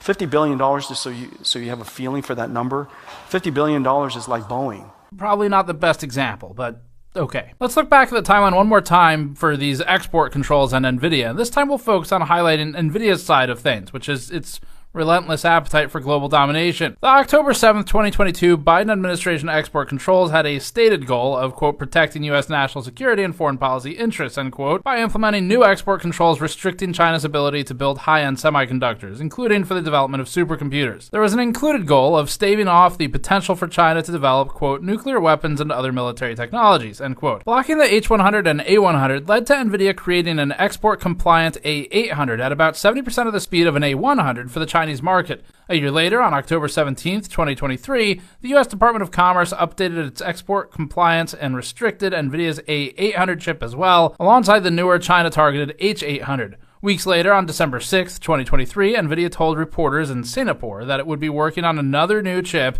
that would comply with the U.S.'s new restrictions. On July 13, 2025, which was after Donald Trump won the 2024 presidential election, but a week before he took office, the outgoing Biden administration tightened export controls by introducing national chip caps for many countries, except for 18 allies.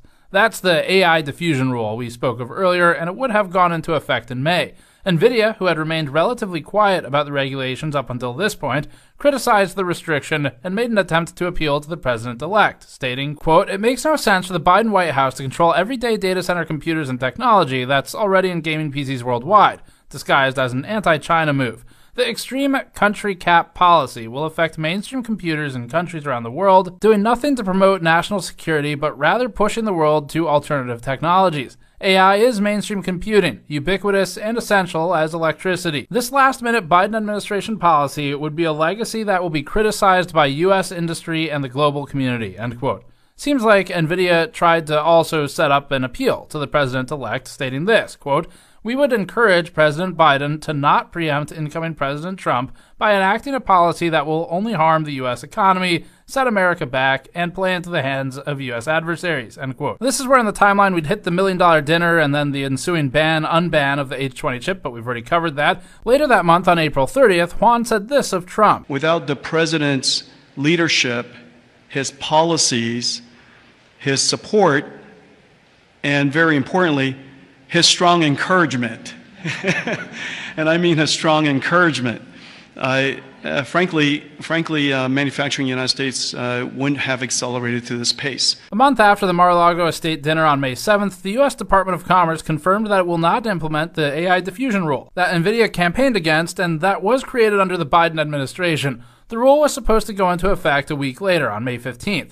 This does not unban GPUs like the H100, 5090, B100, and so on. Following the termination of what was supposed to be a rule to address national security implications, the Department of Commerce, now under President Trump, stated, quote, The Biden AI rule is overly complex, overly bureaucratic, and would stymie American innovation. We'll be replacing it with a much simpler rule that unleashes American innovation and ensures American AI dominance, end quote. NVIDIA predictably celebrated this statement. The company, which has been begging to sell to China while also praising Taiwan's importance, now took an America First posture, collecting countries like Pokemon. Quote, "We welcome the administration's leadership and new direction on AI policy. With the AI diffusion rule revoked, America will have a once-in-a-generation opportunity to lead the next industrial revolution and create high-paying U.S. jobs, build new U.S. supply infrastructure, and alleviate the trade deficit," end quote. And job creation promises coming from this company in particular are interesting, but they are playing all sides here consistently. Later that month, on May 28th, Juan spoke with Mad Money host Jim Cramer. He stated, quote, "When he rescinded the AI diffusion rule, it was a visionary move, it was a bold move, and he recognizes that there's an AI race and we're not alone. And he wants America to win." June 23rd, via Reuters, an official of the U.S. State Department, which didn't reply to Gamers Nexus, except the department did send us 3 out-of-office autoresponders, warned of deep-seek military and intelligence operations and warned of the use of shell companies, they called them, in Southeast Asia to circumvent export restrictions. The report mentioned that DeepSeek had, quote, "large volumes," unquote, of high-end H100 chips, which are banned in China. NVIDIA didn't like that and responded to Reuters and stated, quote, "We do not support parties that have violated U.S. export controls or are on the U.S. entity lists." Also saying, quote, "With the current export controls, we are effectively out of the China data center market, which is now served only by competitors such as Huawei." Turning a blind eye to the situation, NVIDIA added, quote, "Our review indicates that DeepSeek used lawfully acquired H800 products, not H100, end quote. 3 days later, on June 26th, the information reported that DeepSeek's next AI model had been delayed due to a shortage of NVIDIA AI GPUs in China. This directly contradicts Juan's comments that export controls, according to him, do not work. July 4th, Bloomberg reported that the Department of Commerce, which also did not reply to Gamers Nexus's emails, was preparing new export controls on Malaysia and Thailand to reduce chip smuggling. Interestingly, Singapore, which now comprises a significant portion of NVIDIA's revenue, was not on that list, despite being a known smuggling pass-through. July 10th, Bloomberg reported that Juan and Trump were scheduled to meet again ahead of the CEO's planned trip to China. Days later, on July 14th, NVIDIA confirmed that it will resume sales of H20 chips to China, with Juan stating, quote, "The U.S. government has assured NVIDIA that licenses will be granted, and NVIDIA hopes to start delivery soon," end quote. On the 15th, a CNBC Business News anchor said this. He really just pulled off something that few tech CEOs have managed. He played both Washington and Beijing, and he won. Jensen has stayed disciplined and diplomatic with a clear message, and that is NVIDIA's dominance serves America's interests. On the 28th, the Financial Times reported that the U.S. Commerce Department was not going to make tough moves to tighten export controls to China. This is in spite of several congressional members warning the administration not to loosen the U.S. export controls for AI GPUs.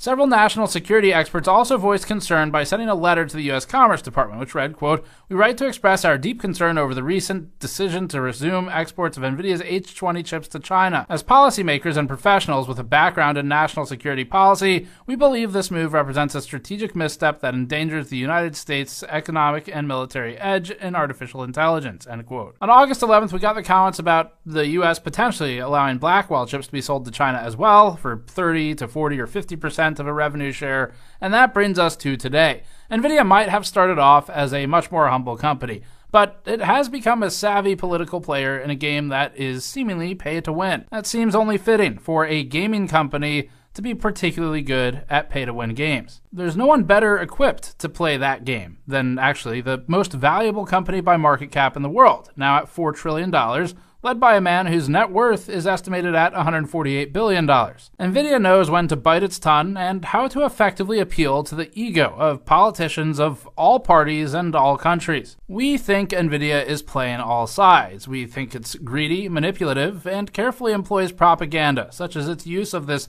fake news playbook for news which was literally reality. But we don't think NVIDIA has a particular set of beliefs beyond just making more money. We think NVIDIA will sell anybody out to make a buck. NVIDIA's in the big leagues now. It's not like the 1080 Ti days. Inside of 1 month, reportedly paying $1 million to a sitting president, after which followed the unlock of $5.5 billion of lost H20 revenue, followed next by a 15% split of that unlock going to the US government, is what raises these new questions of NVIDIA's integrity, but we've kind of already talked about that over the last year now. As for the actual black market side of things and smuggling, that was a cool story. This was like crazy exciting to work on. I loved actually being out in the field and meeting all these people. Like we set up some of it in advance, but a lot of people we met on the ground there, we were able to like actually get to the bottom of something. It's pretty cool. We've learned that common methods include factory so-called QC defects, or sometimes real ones, where they repurpose hardware that might otherwise have been written off by, especially NVIDIA, as just trash. But people with the right skills can reclaim it. We learned about the other method of hand carrying items in, like with students or actual smugglers on the ground in the US facilitating the transfer of the GPUs. And of course, we learned about suppliers through third-party countries, among other methods. So we did answer the question that we had going into this, which was all about how these cards get in. Again, we loved working on this story and meeting all of these unique people. Each person played a key role in helping us find the next person and allowing us to complete the first public, on-record, start-to-finish cataloging of a smuggling pipeline for high-end silicon. Our sincere thanks to everybody who made this possible and appeared on camera with us, including our viewers who funded it. And a big thanks to my team working on this project. Vitaly, Andrew, and Mike spent about a month training Tannen how to use a camera, because we needed a camera operator for this trip, and he's a writer. Vitaly helmed overall production, organization of the files, and cutting of the 12 hours of footage initially. Andrew led the artistic efforts, worked on the new products, did the great scene transitions you saw, and general graphics. Tannen was on the camera, and worked with me in Asia for 3 weeks on this story, and during a lot of travel. Tim, on the team, handled the bulk editing of the informational sections and the timeline for this video. And Ben compiled hundreds of pages of research and worked directly with me throughout the process to figure out what the hell this story was gonna be. Thanks to Ryan for doing the black market logo as well, and all of the other contributions in between, like from Aaron Pauly and Matthew Kichihifi on some of the music contributions. Thanks for watching. Subscribe for more. We have more of these in the works. And go to store.gamersnexus.net to support this directly. Thank you.